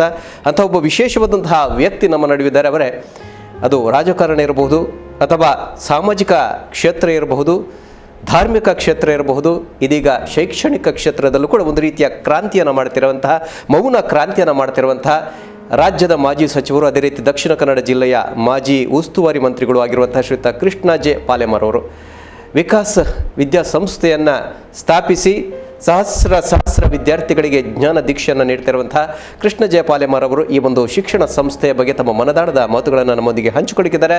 ಅವರನ್ನು ನಿಮ್ಮೆಲ್ಲರ ಪರವಾಗಿ ಮತ್ತು ನಮ್ಮ ಟಿವಿಯ ಸಮಸ್ತ ವೀಕ್ಷಕ ಬಂಧುಗಳ ಪರವಾಗಿ ಅತ್ಯಂತ ಗೌರವಪೂರ್ವಕವಾಗಿ ಸ್ವಾಗತಿಸ್ತಾ ಇದ್ದೇನೆ. ಹೇಳಿ ಸರ್, ಅದು ಕೂಡ ನಮ್ಮ ದಕ್ಷಿಣ ಕನ್ನಡ ಜಿಲ್ಲೆ, ಅವಿಭಜಿತ ದಕ್ಷಿಣ ಕನ್ನಡ ಜಿಲ್ಲೆ ಅಂದರೆ ಇಡೀ ರಾಷ್ಟ್ರ ಅಂತಾರಾಷ್ಟ್ರೀಯ ಮಟ್ಟದಲ್ಲಿ ಶೈಕ್ಷಣಿಕ ಕ್ಷೇತ್ರದಲ್ಲಿ ಗುರುತಿಸಿಕೊಂಡಿರುವಂತಹ ಒಂದು ವಿಶೇಷವಾದಂತಹ ಸ್ಥಳ. ಇಲ್ಲಿ ಗುಣಮಟ್ಟದ ಶಿಕ್ಷಣ ಸಿಗ್ತದೆ ಎನ್ನುವುದು ಎಲ್ಲರ ಒಂದು ಅಭಿಮತ. ಅದರ ಜೊತೆಯಲ್ಲಿ ಪ್ರತಿಯೊಂದು ವಿದ್ಯಾಸಂಸ್ಥೆಯಲ್ಲಿ ಕೂಡ ವಿಶೇಷತೆಗಳಿರ್ತದೆ. ಹಾಗಾಗಿ ನಿಮ್ಮ ಈ ಒಂದು ವಿಕಾಸ್ ವಿದ್ಯಾಸಂಸ್ಥೆ ಯಾವ ರೀತಿ ವಿಶೇಷವಾಗಿದೆ ಅನ್ನೋದಕ್ಕಿಂತ ಮೊದಲು ಇಂತಹ ವಿದ್ಯಾಸಂಸ್ಥೆಯನ್ನು ಕಟ್ಟುವುದಕ್ಕೆ ಏನು ಪ್ರೇರಣೆ ಇದೆ, ಕಾರಣ ಇದೆ? ಈ ವಿಕಾಸ್ ವಿದ್ಯಾಸಂಸ್ಥೆ ಬಹುಶಃ 25 ವರ್ಷಗಳ ಹಿಂದೆ ನಮ್ಮ ಒಂದು ಕನಸಿತ್ತು. ಒಂದು ವಿದ್ಯಾಸಂಸ್ಥೆ ಆಗಬೇಕು, ಅದು ಮೌಲ್ಯಾಧಾರಿತ, ನಿಜವಾದ ಮೌಲ್ಯಾಧಾರಿತ ಶಿಕ್ಷಣ ಸಿಗಬೇಕು ಮಕ್ಕಳಿಗೆ. ಆ ಮಕ್ಕಳು ಮುಂದಿನ ಪ್ರಜೆಗಳಾಗಿ ಅವರನ್ನು ನಾವು ಒಂದು ಸಂಪತ್ತಾಗಿ ಗುರುತಿಸಬೇಕು. ಆ ಗುರುತಿಸಬೇಕಾದ್ರೆ ನಾವು ಅದನ್ನು ಸಮರ್ಪಕವಾದ ಅಧ್ಯಾಪಕರು, ಸಮರ್ಪಕವಾದಂಥ ಬೋಧನೆ ಮಾಡುವಂಥ ಬೋಧಕರನ್ನು ನಾವು ಹಿಡ್ಕೊಂಡು ಒಳ್ಳೆಯ ಶಿಕ್ಷಣವನ್ನು ಕೊಡಲಿಕ್ಕೆ ಸಾಧ್ಯ ಆಗ್ತದೆ. ಅದಕ್ಕೆ ಬೇಕಾದಂಥ ಎಲ್ಲ ಮೂಲ ಸೌಕರ್ಯಗಳನ್ನು, ಮೂಲ ಸೌಲಭ್ಯಗಳನ್ನು ನಾವು ಆ ಸಂಸ್ಥೆಯಲ್ಲಿ ಕೊಡಬೇಕಾಗ್ತದೆ. ಅದಕ್ಕಾಗಿ ಅದೇ ರೀತಿಯಾಗಿ ಬೆಳಿಲಿಕ್ಕಾಗಿ ಈಗ ವಿದ್ಯಾಸಂಸ್ಥೆಯನ್ನು ಕಟ್ಟಿದ್ದೇವೆ. ಅದು ಬಹುಶಃ ಸಣ್ಣ ವಿದ್ಯಾಸಂಸ್ಥೆಯಾಗಿ ಬೆಳೆದಿತ್ತು. ಲೇಡಿಲ್ನಲ್ಲಿ ಸಣ್ಣ ಒಂದು ಬಾಡಿಗೆ ಕಟ್ಟಡದಲ್ಲಿ ನಾವು ಈ ಸಂಸ್ಥೆಯನ್ನು ಪ್ರಾರಂಭ ಮಾಡಿದೆವು. ಆ ನಂತರ ಸ್ವಂತ ಕಟ್ಟಡಕ್ಕೆ ಮೇರಿಲ್, ಬಹುಶಃ ದಕ್ಷಿಣ ಕನ್ನಡ ಜಿಲ್ಲೆಯಲ್ಲಿ ಉತ್ತಮವಾದಂಥ ಶಿಕ್ಷಣ ಮತ್ತು ಒಳ್ಳೆ ಪರಿಸರವನ್ನು ಬೆಳೆಸಿದ್ದೇವೆ ಅಲ್ಲಿ. ಅದನ್ನು ಬೆಳೆಸಲಿಕ್ಕೆ ಇವತ್ತು ನಮಗೆ ಆ ಪ್ರೇರಣೆ ಆ ಮಕ್ಕಳನ್ನು ಬೆಳೆಸುವಂಥದ್ದು. ಯಾಕಂತ ಹೇಳಿದರೆ ಇಲ್ಲಿ ಇರುವಂಥ ವ್ಯವಸ್ಥೆಗಳು ಬೇರೆ ಬೇರೆ ಕಾಲೇಜುಗಳಲ್ಲಿ, ಬೇರೆ ಬೇರೆ ವಿದ್ಯಾಸಂಸ್ಥೆಗಳಲ್ಲಿ ಸರಿಯಾದ ವ್ಯವಸ್ಥೆಗಳು ಇಲ್ಲ ಹೇಳೋದಕ್ಕೆ ಆ ಪ್ರೇರಣೆ ನಮಗೆ ಸಿಕ್ಕಿತ್ತು. ಯಾಕಂದರೆ ನನ್ನ ಮೂಲಭೂತ ಪ್ರಶ್ನೆ ಅಂದರೆ ಶಿಕ್ಷಣ ಅಂದರೆ ಅದು ಉದ್ಯಮ ಅಲ್ಲ. ಕೆಲವರು ಹೇಳ್ಬೋದು ಶೈಕ್ಷಣಿಕ ಉದ್ಯಮ ಅಂತ. ಆದರೆ ತಾವು ಒಬ್ಬ ಯಶಸ್ವಿ ಉದ್ಯಮಿಯಾಗಿ, ರಾಜಕಾರಣಿಯಾಗಿ, ಸಮಾಜ ಸೇವಕನಾಗಿ ಜೊತೆಯಲ್ಲಿ ಶಿಕ್ಷಣಕ್ಕೆ ಇಳಿದ್ರಿ, ಏನು ಕಾರಣ ಅಂತ? ಅದೇ ಉದ್ಯಮ ಯಾವಾಗಲೂ ವ್ಯಾಪಾರೀಕರಣ ಆಗಬಾರ್ದು. ವ್ಯಾಪಾರ ಮಾಡುವಂಥದ್ದೇ ಒಂದು ಕೆಲವು ವಿದ್ಯಾಸಂಸ್ಥೆಗಳಿದೆ ವ್ಯಾಪಾರ. ಅದರಲ್ಲಿ ಪ್ರತಿಯೊಂದು ವಿಚಾರದಲ್ಲೂ ವ್ಯಾಪಾರೀಕರಣವನ್ನು ಅಳವಡಿಸಿಕೊಳ್ಳುವುದು ತಪ್ಪು. ವಿದ್ಯಾಸಂಸ್ಥೆ ನಿಜವಾಗಿ ನಾವು ಏನೋ ಫೀಸ್ ಕಲೆಕ್ಟ್ ಮಾಡ್ಬೋದು. ಫೀಸ್ ಕಲೆಕ್ಟ್ ಮಾಡಿದರೆ ಅದು ನಿಜವಾದ ಅದಕ್ಕೆ ಉಪಯೋಗ ಆಗಬೇಕು, ಅದಕ್ಕೆ ಬೇಕು ಎಲ್ಲ ಮಕ್ಕಳಿಗೆ. ನಮ್ಮ ಕೈಯಿಂದ ಸ್ವಲ್ಪ ಹಣ ಹೋದ್ರೂ ಪರವಾಗಿಲ್ಲ, ನಾವು ವಿದ್ಯಾಸಂಸ್ಥೆ ಕಟ್ಟಿದವರು. ಆ ವಿದ್ಯಾಸಂಸ್ಥೆ ಬೆಳಿಬೇಕು ಹೇಳುವಂಥ ಭಾವನೆಯಲ್ಲಿ ನಾವು ಒಳ್ಳೆ ಭಾವನೆಯಲ್ಲಿ ಕಟ್ಟಿದ್ದೇವೆ. ಅದಕ್ಕಾಗಿ ನಾವು ಪ್ರತಿ ವರ್ಷ ನಾವು ಒಂದಷ್ಟು ಹಣವನ್ನು, ನಾವು ದುಡಿದಂಥ ಹಣವನ್ನು ಒಬ್ಬ ಉದ್ದಿಮೆಯಲ್ಲಿ ಸಂಪಾದನೆ ಮಾಡಿದ್ದನ್ನು ಕೊಂಡೋಗಿ ಆ ವಿದ್ಯಾಸಂಸ್ಥೆಗೆ ಹಾಕ್ತೇವೆ ನಾವು. ಅದಕ್ಕೆ ಮೂಲ ಪ್ರೇರಣೆ ಯಾರಾದ್ರೂ ಇದ್ದಾರ? ತಮ್ಮ ಮಾತಾಪಿತರು ಇರ್ಬೋದು? ಮೂಲ ಪ್ರೇರಣೆ ನಮ್ಮ ಹಿಂದಿನ ಬಡತನವೇ ಆ ಮೂಲ ಪ್ರೇರಣೆ ನಮಗೆ. ಯಾಕಂತ ಹೇಳಿದ್ರೆ ನಾನು ಒಬ್ಬ ದೊಡ್ಡ ವಿದ್ಯೆ ಕಲಿಬೇಕು, ಹೆಚ್ಚು ವಿದ್ಯೆಯನ್ನು ಕಲಿಬೇಕು, ದೊಡ್ಡ ವಿದ್ಯಾವಂತನಾಗಬೇಕನ್ನುವಂಥ ಆಸೆ ನನಗಿತ್ತು ಚಿಕ್ಕ ಇರುವಾಗ. ಆದರೆ ಆ ಸಂದರ್ಭದಲ್ಲಿ ನಮ್ಮ ತಂದೆ ತಾಯಿಗೆ ನಮ್ಮನ್ನು ಕಲಿಸುವಂಥದ್ದು, ಶಾಲೆಗೆ ಕಳಿಸುವಂಥ ಶಕ್ತಿ ಇಲ್ಲ ಇತ್ತು ಅವರಿಗೆ, ಭಾಳ ಕಷ್ಟದಲ್ಲಿತ್ತು. ಆ ಸಂದರ್ಭದಲ್ಲಿ ನಾನು ಅರ್ಧದಲ್ಲೇ ನನ್ನ ವಿದ್ಯೆಯನ್ನು ಕಟ್ ಮಾಡಬೇಕಾಯ್ತು. ಮತ್ತೆ ಉದ್ಯೋಗಕ್ಕೆ ಹೋಗಬೇಕಾಯ್ತು. ಆ ಉದ್ಯೋಗ ಮಾಡಿ ರಾತ್ರಿ ಶಾಲೆಗೆ ಹೋಗಿ, ಕರೆಸ್ಪಾಂಡೆನ್ಸ್ ಶಾಲೆಗೆ ಹೋಗಿ ಈ ಕಲಿತಂಥದ್ದು ಆ ದಿನಗಳು ನೆನಪಾಗಿತ್ತು. ಆ ನೆನಪಿತ್ತು, ಈಗಲೂ ನೆನಪಿದೆ. ಅದರಿಂದಾಗಿ ಆ ವಿದ್ಯಾಸಂಸ್ಥೆಯನ್ನು ಒಳ್ಳೆಯ ರೀತಿಯಲ್ಲಿ ಬೆಳೆಸಬೇಕು. ಈ ಎಲ್ಲ ಮಕ್ಕಳಿಗೆ, ಒಂದು ನಿಜವಾದ ಒಳ್ಳೆ ವಿದ್ಯಾರ್ಥಿಗೆ, ನಿಜವಾಗಿ ಕಲಿಬೇಕು, ಶಾಲೆಗೆ ಹೋಗಬೇಕು ಹೇಳುವಂಥ ಭಾವನೆ ಇರುವಂಥ ಮಕ್ಕಳಿಗೆ ಈಗಲೂ ನಾವು ನಮ್ಮ ಸಂಸ್ಥೆಯಲ್ಲಿ ಉಚಿತವಾಗಿ ಎಲ್ಲ ರೀತಿಯಲ್ಲಿ ಉಚಿತ ಊಟ, ವಸತಿ, ಪ್ರತಿಯೊಂದು ಉಚಿತವಾಗಿ ನಾವು ಕೊಡುವಂಥ ಒಂದು ವ್ಯವಸ್ಥೆಯನ್ನು ನಮ್ಮ ಸಂಸ್ಥೆಯಲ್ಲೂ ಮಾಡಿದ್ದೇವೆ. ಇದು ನಮ್ಮ ಕನಸು, ಹಿಂದಿನ ಕನಸು. ಎಲ್ಲರೂ ಬೆಳಿಬೇಕು, ಒಳ್ಳೆ ವಿದ್ಯಾರ್ಥಿಗಳನ್ನು ಬೆಳೆಸಬೇಕು, ಇದು ಜವಾಬ್ದಾರಿ ನಮ್ಮದು. ಯಾಕಂದರೆ ಒಳ್ಳೆ ವಿದ್ಯಾರ್ಥಿಗಳನ್ನು ಬೆಳೆಸುವಂಥದ್ದು ಒಂದು ಸಮಾಜವನ್ನು ಸುದೃಢ ಸಮಾಜದ ಸಮಾಜ ನಿರ್ಮಾಣ, ದೇಶದ ಸಂಪತ್ತು. ಇವತ್ತು ದೇಶ ಬೆಳಿಬೇಕಾದ್ರೆ ವಿದ್ಯಾವಂತ ಮಕ್ಕಳು ಬೆಳಿಬೇಕು. ಖಂಡಿತ. ಅದಕ್ಕಾಗಿ ಈ ವಾತಾವರಣವನ್ನು ಕಲ್ಪಿಸಿಕೊಟ್ಟಿದ್ದೇವೆ. ಅದೇ ರೀತಿ ನಿಮ್ಮ ಸಂಸ್ಥೆ ಇತರ ವಿದ್ಯಾಸಂಸ್ಥೆಗಳಿಂದ ಯಾವ ರೀತಿ ಭಿನ್ನವಾಗಿದೆ ಅಂತ ನಿಮ್ಮ ಗ್ರಹಿಕೆ? ಎಲ್ಲ ವಿದ್ಯಾಸಂಸ್ಥೆಗಳು ಖಾಲಿ ವಿದ್ಯೆಗೆ ಸೀಮಿತವಾಗಿದೆ. ಖಾಲಿ ವಿದ್ಯೆ ಕೊಡೋದು, ಅವನಿಗೆ ಮಾರ್ಕ್ ತರಿಸೋದು, ಅದೇ ಮಾನದಂಡ. ಮಾರ್ಕ್ ಹೈಯೆಸ್ಟ್ ಮಾರ್ಕ್ ತಂದ್ರೆ ಆಯ್ತು. ಆದರೆ ಬೇರೆ ಅವನಲ್ಲಿ ಇರುವಂತಹ ಪಠ್ಯೇತರ ಚಟುವಟಿಕೆಗಳು, ಅವನಲ್ಲಿರುವ ಪ್ರತಿಭೆಯನ್ನ ಹೊರತರುವಂತ ಕೆಲಸ ಯಾವುದೇ ಸಂಸ್ಥೆಗಳು ಮಾಡ್ತಾ ಇಲ್ಲ. ಇವತ್ತು ನಾವು ಹೈನುಗಾರಿಕೆ ಇರಲಿ, ತರಕಾರಿ ಕೃಷಿ ಇರಲಿ, ಕೃಷಿಯಲ್ಲಿ ತರಕಾರಿ ಬೆಳೆಸುವಂಥದ್ದು, ಮರ ಗಿಡಗಳು, ಈಗಿನ ವಿದ್ಯಾರ್ಥಿಗಳಿಗೆ ಎಲ್ಲಿಯವರೆಗೆ ಅಂದರೆ ಇವತ್ತು ನಾವು ತಿನ್ನುವಂಥ ಅನ್ನ, ಅಕ್ಕಿ ಯಾವುದರಲ್ಲಿ ಬೆಳೀತದೆ ಅಂತ ಹೇಳೋ ಗೊತ್ತಿಲ್ಲದ ಸ್ಥಿತಿ ಕೂಡ ಇತ್ತೀಚೆಗಿನ ವಿದ್ಯಾರ್ಥಿಗಳಲ್ಲಿ ಬಂದಿದೆ. ಭತ್ತ ಎಲ್ಲಿ ಬೆಳೀತದೆ ಅಂತೆ ನಾನು ಎಷ್ಟೋ ಮಕ್ಕಳಿಗೆ ಕೇಳಿದಾಗ ಭತ್ತ ಯಾವುದರಲ್ಲಿ ಬೆಳೀತಂತ ಆಲೋಚನೆ ಮಾಡ್ತಾರೆ. ಅದಕ್ಕಾಗಿ ಅದನ್ನೆಲ್ಲ ಮೂಲ ಹಿಂದಿನ ಪ್ರಾಚೀನ ಸಂಸ್ಕೃತಿ ಮತ್ತೆ ಹಿಂದೆ ಹೇಗಿತ್ತು, ನಮ್ಮ ಬದುಕು ಹೇಗೆ ಇರಬೇಕು, ಇದನ್ನೆಲ್ಲ ನಾವು ತಿಳಿ ಹೇಳುವಂಥದ್ದು, ಮಕ್ಕಳಿಗೆ ಕಲಿಸ್ಕೊಡುವಂಥದ್ದು ಬಹಳ ಅಗತ್ಯ ಇದೆ. ಒಂದು ಅಂಗಣವನ್ನು ನೋಡುವಾಗ ಹೊರಾಂಗಣದಲ್ಲಿ ಸುತ್ತ ತರಕಾರಿ ಗಿಡಗಳಿರ್ಬೋದು, ಬೇರೆ ಬೇರೆ ವಿಶೇಷವಾದಂತಹ ಜಾತಿಯ ಔಷಧೀಯ ಸಸ್ಯಗಳು, ಈ ಒಂದು ಪರಿಕಲ್ಪನೆ ಹೇಗೆ ಬಂತು, ಯಾಕೆ ಬಂತು? ಔಷಧಿ ಗಿಡ ಇವತ್ತು ಹಿತ್ತಿಲ ಗಿಡ ಮದ್ದಲ್ಲ ಅಂತ ಹೇಳುವಂಥದ್ದು, ಎಷ್ಟೋ ಸಣ್ಣ ಔಷಧಿ ಗಿಡಗಳು ನಮ್ಮ ಮನೆಯಲ್ಲಿ ಬೆಳೆಸಿದ ಔಷಧಿ ಗಿಡಗಳು ಎಷ್ಟು ದೊಡ್ಡ ಕಾಯಿಲೆ ಕೂಡ ಗುಣ ಮಾಡುವಂಥ ಶಕ್ತಿ ಹೊಂದಿದಂಥ ಗಿಡಗಳು ಇದೆ. ವಿಶೇಷವಾದ ಅಂತಾರಾಷ್ಟ್ರೀಯ ಮಟ್ಟದಲ್ಲಿ ಬೇಡಿಕೆ ಇರುವಂಥದ್ದು ಇವತ್ತು ಪೀನಾರಿ ಹೇಳುವಂಥ ಒಂದು ಗಿಡ, ಚಿಕ್ಕ ಮಗುವಿಗೆ ಬೇಕದು. ಹೌದು, ಆ ಗಿಡ ಇವತ್ತು ಯಾರಿಗೂ ಗೊತ್ತಿಲ್ಲ. ಆಲೆ ಮರ ಅಂತ ಹೇಳ್ತಾರೆ, ಅಂದ್ರೆ ಪಾಲೆ ಮರ ಅಂತ ಹೇಳಿದ್ರೆ ನನ್ನ ಹೆಸರು ಬಂದದ್ದು ಅದೇ. ನಮ್ಮ ಕಾಂಪೌಂಡ್ ನಲ್ಲಿ ಹಿಂದೆ ಕೂಡ ಪಾಲೆ ಮರಗಳು ಬಹಳಷ್ಟು ಇತ್ತು, ಅದರಿಂದಾಗಿ ಪಾಲೆ ಮಾರ ಅಂತ ಹೇಳಿ ಹೆಸರು ಬಂತು. ಆಟಿ ಅಮಾವಾಸ್ಯೆಗೆ ಅದರಲ್ಲಿ ವಿಶೇಷವಾದಂತ ಔಷಧೀಯ ಒಂದು ಗಿಡ, ಅದು ಕ್ರೋಢೀಕರಣ ಆಗ್ತದೆ ಅದರಲ್ಲಿ ಅಂತ ಎಲ್ರಿಗೂ ನಂಬಿಕೆ. ಮತ್ತು ಹೌದು ಸಹ, ಅದು ಸೈನ್ಸ್ ಕೂಡ ಹೇಳ್ತದೆ. ಆ ದಿನ ಮದ್ದು ಹಲವಾರು ಮದ್ದುಗಳ ಕ್ರೋಢೀಕರಣದಲ್ಲಿ ಆಗ್ತದೆ ಹೇಳುವಂಥದ್ದು. ಅದು ಪರಿಸರವೇ ತಗೊಳ್ಳೋದು. ಆ ಗಿಡ ಪರಿಸರದಿಂದ ತಗೊಂಡಂತ ಆ ಶಕ್ತಿಯನ್ನು ಬೆಳೆಸಿ ಆ ಸಂದರ್ಭದಲ್ಲಿ ಕುಡಿದ್ರೆ ಹಲವು ರೋಗಗಳು ಗುಣ ಆಗ್ತದೆ ಅಂತ ಹೇಳುವಂಥದ್ದು ಪ್ರತೀತಿ. ಇನ್ನೊಂದು ಪ್ರಾಕೃತಿಕವಾಗಿ ಅತ್ಯುತ್ತಮವಾದಂತಹ ಮಿಂಚು ಬಂದಾಗ ಮಳೆಗಾಲದಲ್ಲಿ ಸಿಡಿಲ್ನ ತೊಂದರೆಗಳಿಂದ ನಮ್ಮನ್ನು ರಕ್ಷಣೆ ಮಾಡ್ತದೆ ಅನ್ನೋ ವೈಜ್ಞಾನಿಕವಾಗಿ ವಿಚಾರ. ಪ್ರಾಕೃತಿಕವಾಗಿ ಮಿಂಚು ಬಂದ್ರೆ ಅದನ್ನು ನಿಜವಾಗಿಯೂ ರಕ್ಷಣೆ ಮಾಡ್ತದೆ. ಎಲ್ಲ ನಾನೊಂದು ಉದಾಹರಣೆ ಹೇಳುದಿದ್ರೆ, ನಮ್ಮ ಪಾಲೆಮಾರ ಅಂತ ಹೇಳುವಂತ ಒಂದು ಪ್ರದೇಶ ಇತ್ತು. ಅಲ್ಲಿ ಒಂದು 100 ಮರಗಳಿತ್ತು. ಅದರ ಮಧ್ಯದಲ್ಲಿ ನಮ್ಮ ಮನೆ ಕೂಡ ಇತ್ತು. ಖಂಡಿತ ಒಂದು ಸಲ ಈ ಮಿಂಚು ಬಂದು ಪಕ್ಕದ ಕಡೆಯಲ್ಲಿ ಎಲ್ಲ ತೊಂದರೆ ಆಗಿದೆ. ಆದ್ರೆ ನಮ್ಮ ಮನೆಗೆ ಏನೂ ಆಗಿಲ್ಲ ಅಲ್ಲಿ. ಖಂಡಿತ ಅದು ನಾವು ಪ್ರಾತ್ಯಕ್ಷವಾಗಿ ನೋಡಿದ್ದೇವೆ, ಅದನ್ನು ತಿಳ್ಕೊಂಡಿದ್ದೇವೆ. ಹಾಗೆ ಹಲವಾರು ಗಿಡಗಳು ಇವತ್ತು ಅವೆಲ್ಲವನ್ನ ಅಲ್ಲಿ ನೆಟ್ಟಿದ್ದೀರಿ. ಅದೆಲ್ಲ ಬೇಕಾದ ಗಿಡಗಳನ್ನು ಅಲ್ಲಿ ಆಯ್ದು ನಟ್ಟಿದ್ದೇವೆ. ಇನ್ನೂ ಹೆಚ್ಚು ಬೆಳೆಸಬೇಕು ಅಂತ ಹೇಳುವಂತ ಒಂದು ಇರಾದಿದೆ ನಮ್ಮಲ್ಲಿ. ಜಾಗ ಈಗ 4 ಎಕರೆ ಇದೆ. ಆ ಜಾಗದಲ್ಲಿ 4 ಎಕರೆ ಸಾಕಾಗುದಿಲ್ಲ, ಇನ್ನೂ ಬೇಕು. ಅದರ ಪಕ್ಕದಲ್ಲಿ ಒಂದು 8 ಎಕರೆ ಜಾಗವನ್ನು ಕೂಡ ತಕೊಂಡು ಇನ್ನೂ ಹೆಚ್ಚಿನ ಅನ್ವೇಷಣೆ ಮಾಡಿ ಕೃಷಿ ಮಾಡುವಂಥದ್ದು ಹೇಗೆ ಮಕ್ಕಳಲ್ಲಿ ತಿಳಿಸುವ ಪುನರಪಿ ಈಗ ಹೇಳಬೇಕಾಗಿದೆ.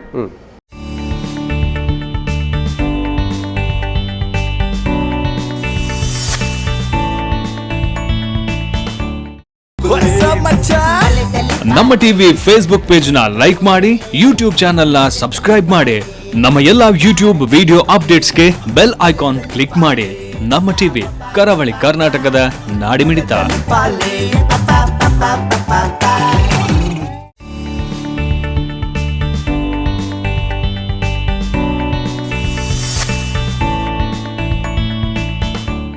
ಬೇರೆ ಬೇರೆ ಊರುಗಳಿಂದ ಬಂದಿರುವಂಥ ವಿದ್ಯಾರ್ಥಿಗಳಿದ್ದಾರೆ. ಅವರಿಗೆ ಅತ್ಯುತ್ತಮವಾದಂತಹ ವಸತಿ ನಿಲಯದ ಅಲ್ಲಿ ವ್ಯವಸ್ಥೆ ಇದೆ. ಇದರ ಬಗ್ಗೆ ಒಂದಷ್ಟು ಮಾಹಿತಿ ನೋಡಿ. ಇವತ್ತು ವಸತಿ ನಿಲಯ ಅಂತ ಹೇಳುವಂಥದ್ದು ಬಹಳ ಅಗತ್ಯ. ಮಕ್ಕಳಿಗೆ ಮನೆಯ ವಾತಾವರಣ, ಮನೆಯ ಸುತ್ತಮುತ್ತ ಬಹಳ ಶುಚಿತ್ವವನ್ನು ಕಾಪಾಡಿ, ಆ ಶುಚಿತ್ವದೊಂದಿಗೆ ಒಳ್ಳೆ ಆಹಾರವನ್ನು ಕೊಡುವಂಥದ್ದು, ಇದು ಭಾಳ ಅಗತ್ಯ ಇದೆ. ಆ ಒಬ್ಬನ ವಿದ್ಯೆ ತಲೆಗೆ ಹೋಗಬೇಕಾದ್ರೆ ಅವನಿಗೆ ನೆನಪು ಉಳಿಬೇಕಿದ್ರೆ ಅವನ ವಾತಾವರಣ ಒಳ್ಳೇದಿರ್ಬೇಕು, ಅವನು ಬೆಳೆಯುವಂಥ ಸುತ್ತಮುತ್ತ ಒಳ್ಳೇದಿರಬೇಕು, ಶುಚಿತ್ವ ಇರಬೇಕು, ಒಳ್ಳೆ ಆಹಾರ ಕೊಡಬೇಕು, ಆಹಾರದಲ್ಲಿ ಯಾವುದೇ ಕಲಬೆರಕೆ ಆಗದಂತೆ ನೋಡ್ಕೊಳ್ಬೇಕು, ಸಾಧ್ಯವಾದಷ್ಟು ಸಾವಯವ ಗೊಬ್ಬರವನ್ನು ಹಾಕಿ ಗಿಡವನ್ನು ಬೆಳೆಸಿ ಅದರಲ್ಲಿ ತರಕಾರಿ ಬೆಳೆದು ಆ ಮಕ್ಕಳಿಗೆ ಕೊಡುವಂಥದ್ದು, ಸ್ವಂತ ಇದರಲ್ಲಿ ನಮ್ಮ ತೋಟದಲ್ಲೇ ದನವನ್ನ ಇವತ್ತು ಎಂಥ ದನ ಅದು ಗೀರ್, ಗುಜರಾತ್ ದೇಶೀಯ ತಳಿ ಗೀರ್ ದನವನ್ನು ಇವತ್ತು 23 ದನಗಳನ್ನು ತಂದಿದ್ದೇವೆ ನಾವು ಇವತ್ತು. 23 ದನಗಳನ್ನು ಸಾಕ್ತಾ ಇದ್ದೇವೆ. ನನ್ನ ಇನ್ನೊಂದು ತೋಟದಲ್ಲಿ ದನ ಸಾಕ್ತೇವೆ. ಅಲ್ಲಿಂದಲೇ ಹಾಲು, ಅಲ್ಲಿಂದಲೇ ಮಜ್ಜಿಗೆ, ಅದಕ್ಕೆ ಬೇಕಾದ ಮಕ್ಕಳಿಗೆ ಒಟ್ಟ ಆರೋಗ್ಯ. ಬಹುಶಃ ಇದು ಬೇರೆ ಯಾವ ವಿದ್ಯಾಸಂಸ್ಥೆಯಲ್ಲಿ ಈ ಒಂದು ವ್ಯವಸ್ಥೆ ಇಲ್ಲ ಅಂತ ನನಗೆ ಅನಿಸ್ತಾ ಇದೆ. ಯಾವ ವಿದ್ಯಾಸಂಸ್ಥೆ ಇಲ್ಲ.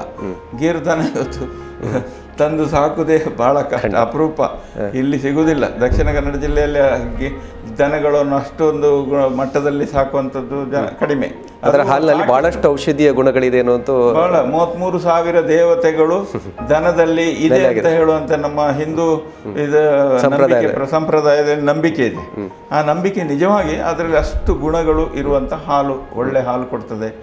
ಆ ಹಾಲನ್ನ ಮಕ್ಕಳಿಗೆ ಕೊಡುವಂಥದ್ದು, ಹಾಲಿನಿಂದ ತಯಾರಿಸಲ್ಪಟ್ಟಂತ ಆಹಾರವನ್ನ ಮಕ್ಕಳಿಗೆ ಕೊಡುವಂಥದ್ದು, ಇದು ನಾವು ಬಹಳ ಅದರಲ್ಲಿ ಜಾಗ್ರತೆ ವಹಿಸ್ತೇವೆ. ಅದರ ಜೊತೆಯಲ್ಲಿ ಅಲ್ಲಿ ವಸತಿ ನಿಲಯದಲ್ಲಿರುವಂತಹ ವಾರ್ಡನ್ಗಳು ಈ ಒಂದು ಸಂಸ್ಥೆಯಲ್ಲಿ ವಿಶೇಷವಾಗಿದ್ದಾರೆ ಮತ್ತು ಮುಂದೆ ಅದರ ಬಗ್ಗೆ ಇನ್ನಷ್ಟು ಚಿಂತನೆಗಳಿದೆ. ನಾವು ವಾರ್ಡನ್ನ ಬಗ್ಗೆ ಆಲೋಚನೆ ಮಾಡುವ. ವಾರ್ಡನ್ಸ್ ಇವತ್ತು 16 ನಾವು ಇವತ್ತು ನೋಡ್ತೇವೆ. ಇಡೀ ಪ್ರಪಂಚದಲ್ಲೇ ಇಲ್ಲ ಅಂತ ಕೇಳಿದ್ದೇನೆ ನಾನು. ದೇಶದಲ್ಲಂತ ಇಲ್ಲ. ಒಂದು ಹೊಸ ಕೋರ್ಸ್ ಅಂತ ಇರ್ತೇವೆ, ಹಾಸ್ಟೆಲ್ ಮ್ಯಾನೇಜ್ಮೆಂಟ್ ಕೋರ್ಸ್ ಅಂತ. ಅದರಲ್ಲಿ ವಾರ್ಡನ್ಗಳನ್ನು ತರಬೇತಿ ಮಾಡಿ ಅವರನ್ನು ವಾರ್ಡನ್ಗಳನ್ನು ಬೆಳೆಸುವಂಥದ್ದು.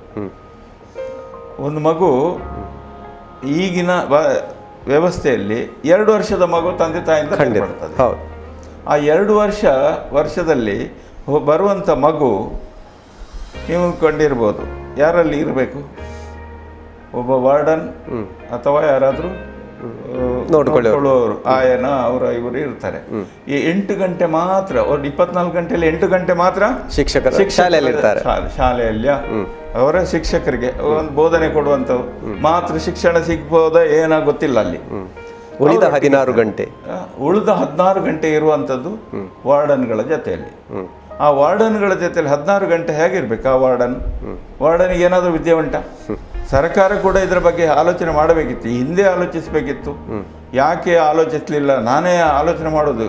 ಇಂಥ ಒಂದು ದೇಶ, ಅದು ದಕ್ಷಿಣ ಕನ್ನಡ ಜಿಲ್ಲೆ, ಬುದ್ಧಿವಂತರ ಜಿಲ್ಲೆ, ವಿದ್ಯಾಸಂಸ್ಥೆಯ ಒಂದು ಹಬ್ಬು ಇದು ಅಂತ ಹೇಳುವಂಥದ್ದು ಎಲ್ಲ ಇದೆ. ಇಲ್ಲಿಂದ ಬೆಳಿಬೇಕಿತ್ತದು. ವಾರ್ಡನ್ಗಳು ಇರುವುದು. ಆ ವಾರ್ಡನ್ಗೆ ಕ್ವಾಲಿಫಿಕೇಶನ್ ಏನು? ಒಬ್ಬ ಅಧ್ಯಾಪಕನಾಗಬೇಕಾದ್ರೆ ಅವ B.Ed ಮಾಡಬೇಕು, ಬೇರೆ ಪದವಿಗಳನ್ನು ಪಡೆದ್ರೆ ಮಾತ್ರ ಅಧ್ಯಾಪಕ ಆಗ್ತಾನೆ. ಅಥವಾ ಯಾವುದೇ ಉದ್ಯೋಗಕ್ಕೆ ಹೋಗ್ಬೇಕಾದ್ರೆ ಒಂದೊಂದು ಅರ್ಹತೆ ಅಂತ ಇರ್ತದೆ, ಕನಿಷ್ಠ ಅರ್ಹತೆ ಇರಲೇಬೇಕು, ಅರ್ಹತೆ ಬೇಕು. ಇದಕ್ಕೆ ಕನಿಷ್ಠ ಅರ್ಹತೆ ಇಲ್ಲ. ಅವನಿಗೆ ದೊಡ್ಡ ಜೀವ ಇದ್ರೆ ಆಯ್ತು, ದೊಡ್ಡ ಮೀಸೆ ಇಟ್ಟುಕೊಂಡು ಹೆದರ್ಸಿಕ್ಕೆ ಆ ಶಕ್ತಿ, ಆ ಚಾತುರ್ಯತೆ, ಮಕ್ಕಳನ್ನು ಹೆದರಿಸುವ ಚಾತುರ್ಯ, ಅದೇ ಒಂದು ಮಾನದಂಡ. ಇದರಿಂದ ಮಕ್ಕಳು ಇವತ್ತು ಮಾತೃ ಶಿಕ್ಷಣದಿಂದ ವಂಚಿತರಾಗ್ತಾರೆ. ಆ ಮಾತೃ ಪ್ರೇಮ ಇಲ್ಲೇ ಇಲ್ಲ ಮಕ್ಕಳಿಗೆ. 2 ವರ್ಷ ಪ್ರಾಯದಲ್ಲಿ ಹೊರಗೆ ಬಂದಿದೆ ಮಗು. ಖಂಡಿತ ಆ ಮಾತೃ ಪ್ರೇಮ, ಮಾತೃ ಶಿಕ್ಷಣ ಕೊಡುವಂಥ ಒಂದು ಪರಿಸರ ಬೆಳಿಬೇಕು. ಅದಕ್ಕೆ ಬೇಕಾದಂಥ ವಿದ್ಯಾರ್ಥಿಗಳನ್ನು ನಾವು ತಂದು ತರಬೇತಿ ಕೊಟ್ಟು ಆ ತರಬೇತಿಯ ಮುಖೇನ ಇವತ್ತು ಮಕ್ಕಳನ್ನು ಬೆಳೆಸಬೇಕು ಅಂತ ಹೇಳೋ ನಿಟ್ಟಿನಲ್ಲಿ ಇವತ್ತು ಈಗಾಗಲೇ ವಾರ್ಡನ್ ಮ್ಯಾನೇಜ್ಮೆಂಟ್ ಕೋರ್ಸಿಗೆ ನಾವೀಗ ಪ್ರಾರಂಭ ಮಾಡಲಿಕ್ಕೆ ಅನುಮತಿಗೆ ನಾವು ಈಗಾಗಲೇ ಸರ್ಕಾರದ ಜೊತೆ ಕೊಟ್ಟಿದ್ದೇವೆ. ಅದು ಇನ್ನೇ ಕೆಲವು ತಿಂಗಳಲ್ಲಿ ಅನುಮತಿ ಬಂದ ಕೂಡಲೇ ನಾವು ವಾರ್ಡನ್ ಮ್ಯಾನೇಜ್ಮೆಂಟ್ ಕೋರ್ಸು ಬಹುಶಃ ಪ್ರಪ್ರಥಮ ಬಾರಿಗೆ ದಕ್ಷಿಣ ಕನ್ನಡ ಜಿಲ್ಲೆಯಲ್ಲಿ ಪ್ರಾರಂಭ ಆಗೋದು. ದೇಶದಲ್ಲಿ ಇಲ್ಲದ ಒಂದು ವ್ಯವಸ್ಥೆ ಇಲ್ಲಿ ಪ್ರಾರಂಭ ಆಗ್ತದೆ. ಅದರಿಂದ ಬಹಳಷ್ಟು ಒಳ್ಳೆಯ ಶಿಕ್ಷಣ ಸಿಗ್ತದೆ ಮಕ್ಕಳಿಗೆ, ಒಳ್ಳೆ ಮಕ್ಕಳು ಸಿಗ್ತಾರೆ ಅಂತ ಹೇಳುವಂಥ ಭಾವನೆ ನನ್ನಲ್ಲಿದೆ.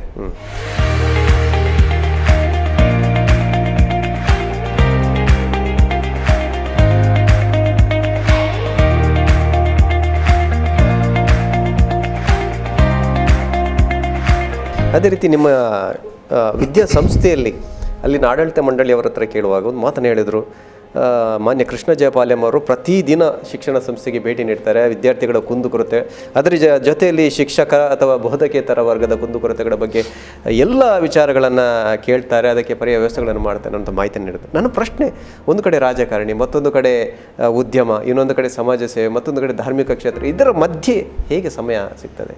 ನೋಡಿ, ಇವತ್ತು ಯಾವುದೇ ರಾಜಕಾರಣ ಅಥವಾ ಒಬ್ಬ ಜನಪ್ರತಿನಿಧಿ ಆಗಬೇಕಿದ್ರೆ ಸಾಮಾಜಿಕ ಕಳಕಳಿ ಅವನಲ್ಲಿ ಇರಲೇಬೇಕು. ಖಂಡಿತ.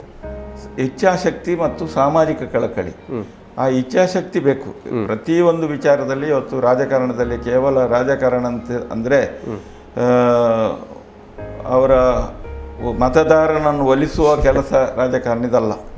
ಇತ್ತೀಚಿನ ದಿನಗಳಂದರೆ ಮತದಾರನನ್ನು ಒಲಿಸಿದ್ರಾಯ್ತು, ಮತದಾರ ಸಮಾಧಾನ ಪಟ್ಟರೆ ಆಯಿತು, ಅವನಿಗೆ ಅಂದರೆ ಒಳ್ಳೆ ಮಾತಾಡಿದ್ರಾಯ್ತು, ಅವನೊಟ್ಟಿಗೆ ಬೆರೆತರಾಯಿತು, ಮತ್ತು ಅವನ ಆಗು ಹೋಗುಗಳಿಗೆ ಅವನ ವಟಾರದಲ್ಲಿ ಮಗು ತೊಟ್ಟಿಲಿಗೆ ಹಾಕೋದ್ರಿಂದ ಹಿಡಿದು ಕೋಳಿ ಇರಲಿ, ನಾಟಕ ಇರಲಿ, ಆಟ ಇರಲಿ, ಭೂತ ಕೋಲ ನೇಮ, ಇಂಥ ವಿಚಾರಗಳಲ್ಲಿ ಎಲ್ಲರೂ ರಾಜಕಾರಣಿಗಳು ಅದರಲ್ಲೇ ಬ್ಯುಸಿಯಾಗಿರ್ತಾರೆ.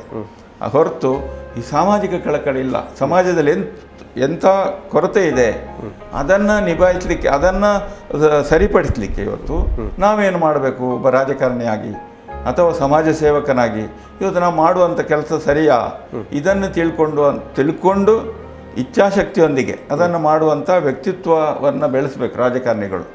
ಅದನ್ನು ಇವತ್ತು ನಾನೇನು ಮಾಡಿದ್ದೇನೆ ಅಂದರೆ, ನಾನು ಅಲ್ಪ ಸಮಯ ಒಂದು 16 ವರ್ಷ ಈ ರಾಜಕಾರಣದಲ್ಲಿ ಅಥವಾ ಈ ಸಮಾಜ ಸೇವೆಯಲ್ಲಿ ತೊಡಗಿದ್ದರಿಂದಾಗಿ ಆ ನೋವು ಗೊತ್ತಿದೆ. ಆ ಬಡವನ ನೋವು ಅಥವಾ ಒಬ್ಬ ಆ ಸಮಾಜದಲ್ಲಿರುವಂಥ ಕೊರತೆಗಳು, ಆ ಕೊರತೆ ನನ್ನಿಂದಲೇ ಸರಿ ಆಗ್ತದೆ, ಎಲ್ಲ ಸರಿ ಮಾಡ್ತದೆ ಅಂತ ಹೇಳಲಿಕ್ಕೆ ಆಗೋದಿಲ್ಲ. ನನ್ನಿಂದ ಪ್ರಯತ್ನ ಆಗಬೇಕು, ಪ್ರಯತ್ನ, ಅಳಿಲ ಸೇವೆ. ಭಾಳ ಕಿರು ಅವಧಿಯಲ್ಲಿ ದೊಡ್ಡ ಮಟ್ಟದ ಒಂದು ಹೆಸರನ್ನು ಮಾಡಿದ ವಿಕಾಸ, ಸಾಕಷ್ಟು ವಿದ್ಯಾರ್ಥಿಗಳ ಪಾಲಿಗೆ ವಿಕಾಸದ ಹಾದಿಯನ್ನು ತೋರಿದೆ. ಅವರ ಸಾಧನೆಗಳನ್ನು ನೋಡುವಾಗ ಸಂತೃಪ್ತಿ ಅಂತ ಅನಿಸ್ತಾ ಇದೆ. ಭಾಳ ಸಂತೃಪ್ತಿ ಆಗ್ತದೆ ನನಗೆ. ಯಾಕಂದರೆ ಇಲ್ಲಿ ಈ ವಿಕಾಸ್ ಕಾಲೇಜ್ ಫಿಸಿಯೋಥೆರಪಿ ಕಾಲೇಜ್ ಪ್ರಾರಂಭ ಮಾಡಿದರೂ ಸಂತೃಪ್ತಿ ಇದೆ. ಯಾಕಂದರೆ ತುಂಬ ಜನ ವೈದ್ಯರಾಗಿ ಇವತ್ತು ದುಬಾಯಿ, ಬೇರೆ ಬೇರೆ ಉನ್ನತ ಅಮೇರಿಕಕ್ಕೆ, ದುಬಾಯಿ, ಚೀನಾ, ಅಂತಾರಾಷ್ಟ್ರೀಯ ಮಟ್ಟದಲ್ಲಿ ಭಾಳಷ್ಟು ವಿದ್ಯಾರ್ಥಿಗಳನ್ನು ನಾವು ಕಳಿಸ್ಕೊಟ್ಟಿದ್ದೇವೆ ಇಲ್ಲಿ. ಆ ವಿಕಾಸ್ ಕಾಲೇಜು ಕೂಡ ಒಳ್ಳೆ ಹೆಸರನ್ನು ಪಡೆದಿತ್ತು. ವಿಕಾಸ್ ಫಿಸಿಯೋಥೆರಪಿ ಕೂಡ ಒಳ್ಳೆ ಹೆಸರನ್ನು ಪಡೆದಿತ್ತು. ಆನಂತರ MPT ಆಗಿ ಮಕ್ಕಳು ಕೂಡ ಒಳ್ಳೆ ವೈದ್ಯರಾಗಿ ಒಳ್ಳೆ ಸೇವೆ ಕೊಡ್ತಾ ಇದ್ದಾರೆ. ಅದರ ಜೊತೆಯಲ್ಲಿ ಇವತ್ತು ವಿಕಾಸ್ ಪದವಿ ಪೂರ್ವ ಕಾಲೇಜ್ ಮಾಡಿದ್ರು ಕೂಡ ಇವತ್ತು ಭಾಳ ಸಂತೋಷ ಆಗ್ತದೆ.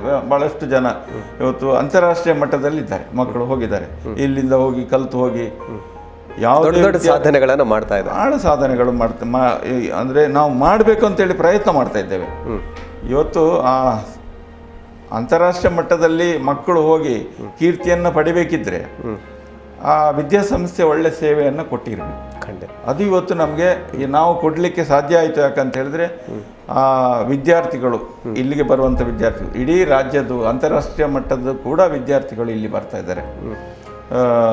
ಯಾಕಂತ ಹೇಳಿದ್ರೆ ಇಲ್ಲಿ ಅಂಥ ವಾತಾವರಣ ಇದೆ. ನಾವು ಹೆಚ್ಚು ಮಕ್ಕಳನ್ನು ಪಡೆದು ಸಾವಿರಾರು ಮಕ್ಕಳನ್ನು ತಂದು ವಿದ್ಯೆ ಕೊಡುವಂಥ ಸಂಸ್ಥೆ ಅಂತ ಹೇಳಲಿಕ್ಕೆ ಆಗೋದಿಲ್ಲ. ನಮ್ಗೆ ಎಷ್ಟು ಸಾಧ್ಯ ಮಿತಿಯೊಳಗೆ ಒಳ್ಳೆ ವಿದ್ಯಾರ್ಥಿಗಳನ್ನು ತಯಾರು ಮಾಡ್ತೇವೆ ನಾವು. ಅದನ್ನು ಮಾಡಿದ್ರಿಂದ ಇವತ್ತು ಒಳ್ಳೆ ಹೆಸರು ಬಂದಿದೆ. ಅಲ್ಪ ಸಮಯದಲ್ಲಿ, ನೀವು ಹೇಳಿದಾಗೆ ಅಲ್ಪ ಸಮಯದಲ್ಲಿ ಬೇಗ ನಮ್ಮ ಸಂಸ್ಥೆ ಬೆಳೆದು ಇನ್ನೂ ಕೂಡ ನಮ್ಮ ಆಸೆ ಏನಂತ ಹೇಳಿದ್ರೆ ಇನ್ನೂ ಹೆಚ್ಚು ಒಳ್ಳೆ ರೀತಿಯ ಬೇರೆ ಬೇರೆ ಅನ್ವೇಷಣೆಗಳನ್ನು ಮಾಡಿ ವಿದ್ಯಾರ್ಥಿಗಳಿಗೆ ಏನು ಸಾಧ್ಯ ಉಂಟು ಅದನ್ನು ಕೊಡಬೇಕು. ಇವತ್ತು ಇಡೀ ದೇಶದಿಂದ ಮಾತ್ರ ಅಂತಾರಾಷ್ಟ್ರದಿಂದ ಕೂಡ ಜನಮೆಚ್ಚುಗೆಯನ್ನು ಪಡಿಬೇಕು ಅಂತ ಹೇಳುವಂಥ ಆಸೆ ಇದೆ. ವಿಕಾಸ ಅಥವಾ ಸಾಧನೆಗೆ ಅಲ್ಲಿ ನಿರ್ದಿಷ್ಟವಾದಂತಹ ಪಥವಿಲ್ಲ, ಅದು ಅನಂತ ಪಥ. ಆ ಅನಂತ ಪಥದಲ್ಲಿ ನಿತ್ಯ ನಿರಂತರ ಪಥಕ್ರಮಣವನ್ನು ಮಾಡಬೇಕಾಗಿರುವುದು ನಮ್ಮೆಲ್ಲರ ಕರ್ತವ್ಯ. ಈ ನಿಟ್ಟಿನಲ್ಲಿ ವಿಕಾಸ್ ಸಂಸ್ಥೆ ಇನ್ನಷ್ಟು ಬೆಳಗಲಿ, ಇನ್ನಷ್ಟು ವಿದ್ಯಾರ್ಥಿಗಳಿಗೆ ಜ್ಞಾನ ದೀಕ್ಷೆಯನ್ನು ನೀಡುವಂತಾಗಲಿ, ಅಂತಾರಾಷ್ಟ್ರೀಯ ಮಟ್ಟದಲ್ಲಿ ಭಾರತದ ಕೀರ್ತಿಯನ್ನು ಈ ವಿದ್ಯಾಸಂಸ್ಥೆಯ ವಿದ್ಯಾರ್ಥಿಗಳು ಬೆಳಗುವಂತೆ ಆಗಲಿ ಎನ್ನುವಂತಹ ಆಶಯದೊಂದಿಗೆ ನಿಮ್ಮ ಈ ವಿದ್ಯಾಸಂಸ್ಥೆಗೆ, ಅದರ ಹಿನ್ನೆಲೆಯಲ್ಲಿ ಪರಿಶ್ರಮಿಸುತ್ತಿರುವ ಎಲ್ಲ ಬಂಧುಗಳಿಗೆ ನಮ್ಮ ಟಿವಿಯ ಬಳಗದ ಪರವಾಗಿ ಹೃತ್ಪೂರ್ವಕ ವಂದನೆಗಳು.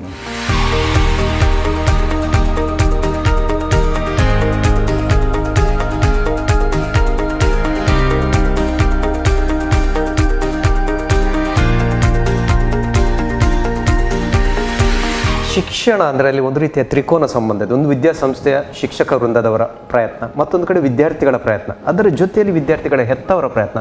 ಈ ಮೂರು ಒಟ್ಟಿಗೆ ಸೇರಿದಾಗ ಮಾತ್ರ ಸಾಧನೆಗಳು ಮೂಡುವುದಕ್ಕೆ ಸಾಧ್ಯ ಆಗ್ತದೆ. ಈ ಸಂಸ್ಥೆ ವಿದ್ಯಾರ್ಥಿಗಳ ಪೋಷಕರೊಂದಿಗೆ ಯಾವ ರೀತಿ ಬಾಂಧವ್ಯವನ್ನು ಇಟ್ಕೊಂಡಿದೆ?